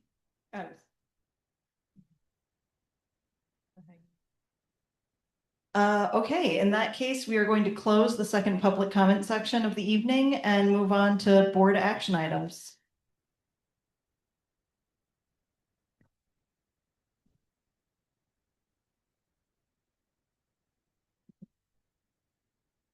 For curriculum instruction, I move items 1 through 7. Second. Dr. Beatty, Yes. Ms. Cassel Dunn, Yes. Mr. Maldonado, Yes. Dr. Pixley, Yes. Ms. Prus, Yes. Dr. Schoolman, Yes. Ms. Stanio, Ms. Bardman. Yes.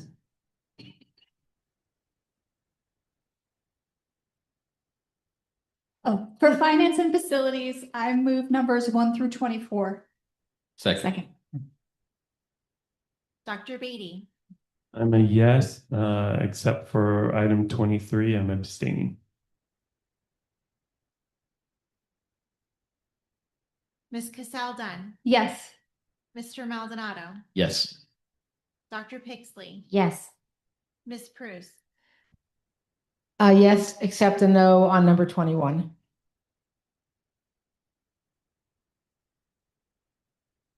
Dr. Schoolman, No on 21, yes on everything else. Ms. Stanio, Abstain from 21 and yes to everything else.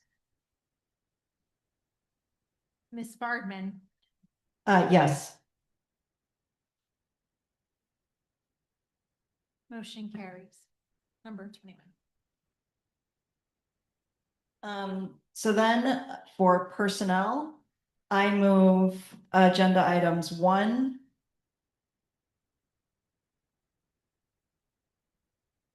through 5. Second. Dr. Beatty, Yes. Ms. Cassel Dunn, Yes. Mr. Maldonado, Yes. Dr. Pixley, Yes. Ms. Prus, Yes. Dr. Schoolman, Ms. Stanio, Yes. Ms. Bardman. Yes.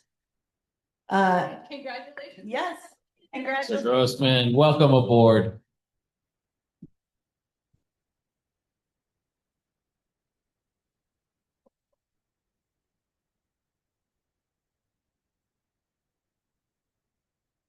Come to all of these. I was going to say thank you so much and congratulations. I know we talked about you have a very early day tomorrow morning. So if you need to leave, feel free to do so. Thank you so much and congratulations. Congratulations. Lots of luck to you. Okay, and then on policies and regulations, I move agenda items 1 and 2. Second. Sorry. Dr. Beatty, Yes. Ms. Cassel Dunn, Yes. Mr. Maldonado, Yes. Dr. Pixley, Yes. Ms. Prus, Yes. Dr. Schoolman, No on 1, yes on 2. Ms. Stanio, Yes. Ms. Bardman. Yes. Okay, and now we can move on to our board liaison reports. Does anyone have? I have a report for the Commission on Universal Access. They have wanted to sponsor a field trip for Irving students to go to Rock the Gym. It looks like that is moving forward. We got the district invoice and the commission is, I think, signing their papers, and so that looks like it'll move forward. So they're really excited about that. So I think there's 16 Irving students who will hopefully go on that in the fall if we approve that field trip. But they're very excited about it. They also got a number of cards from students in the GLOW program, GLOW and GLOW Junior, that were very much appreciated. And that really kind of spoke to how the money had kind of supported them. And so those are two things that they've really supported our students on. And so I just wanted to mention that that will be probably something in the future we'll be voting on in field trips. For the Highland Park Education Foundation, I was not able to attend the last meeting, but our friend Max Weber, who was here until recently, was kind enough to give me an update. They had the successful 80s fundraiser in April. They are already planning the next fundraiser. They're planning one for the end of the year and planning some others for next year. So they are hard at work trying to come up with funds to supplement our enrichment activities. And we thank them for their efforts.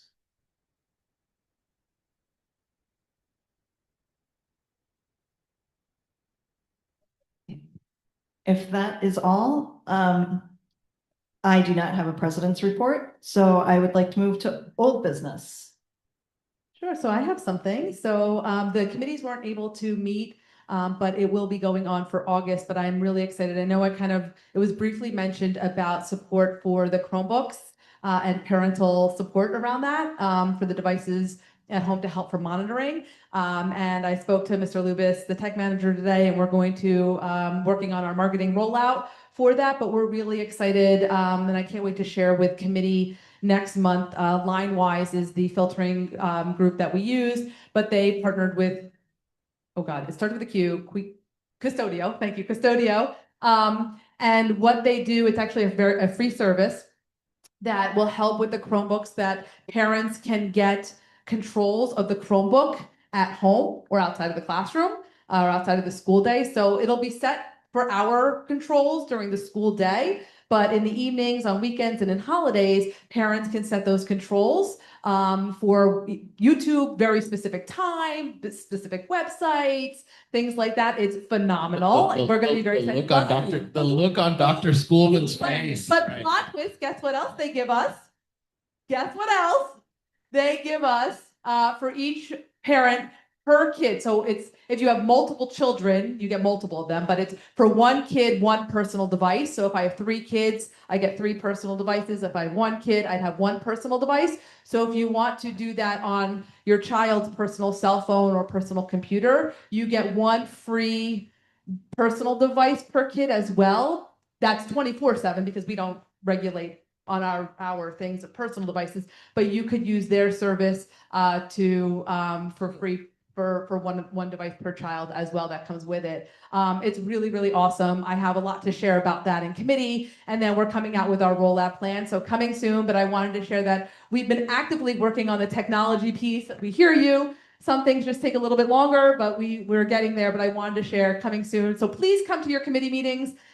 In August, it's going to be fantastic. I have a whole presentation to share with you that shows how to use it. It's very user-friendly. I was on a webinar with them. It is phenomenal. And thank you to the tech department for that hard work. They found the research. They did the research. They reached out. We made sure there were no strings attached. We dotted every I, crossed every T with this one to make sure we're putting a great product out there to our families that are interested. And it even goes not that Irving students would have devices, but it goes for everybody in the whole district. So not just grades 2 through 12. So really exciting stuff coming soon. So September is going to be fantastic. So look forward to my communication regarding all of that. Thank you.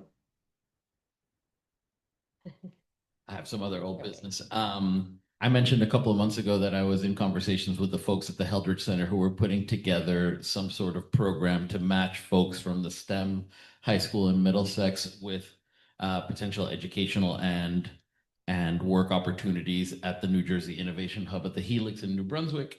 They were willing to talk about extending that at the individual district level. I have a meeting with folks at the Heldrich Center on Tuesday to talk about that for Highland Park, and hopefully have a roadmap to, after that, seeing how to plug the district into whatever is going on there in the hopes of generating some opportunities for our students with that project. Awesome.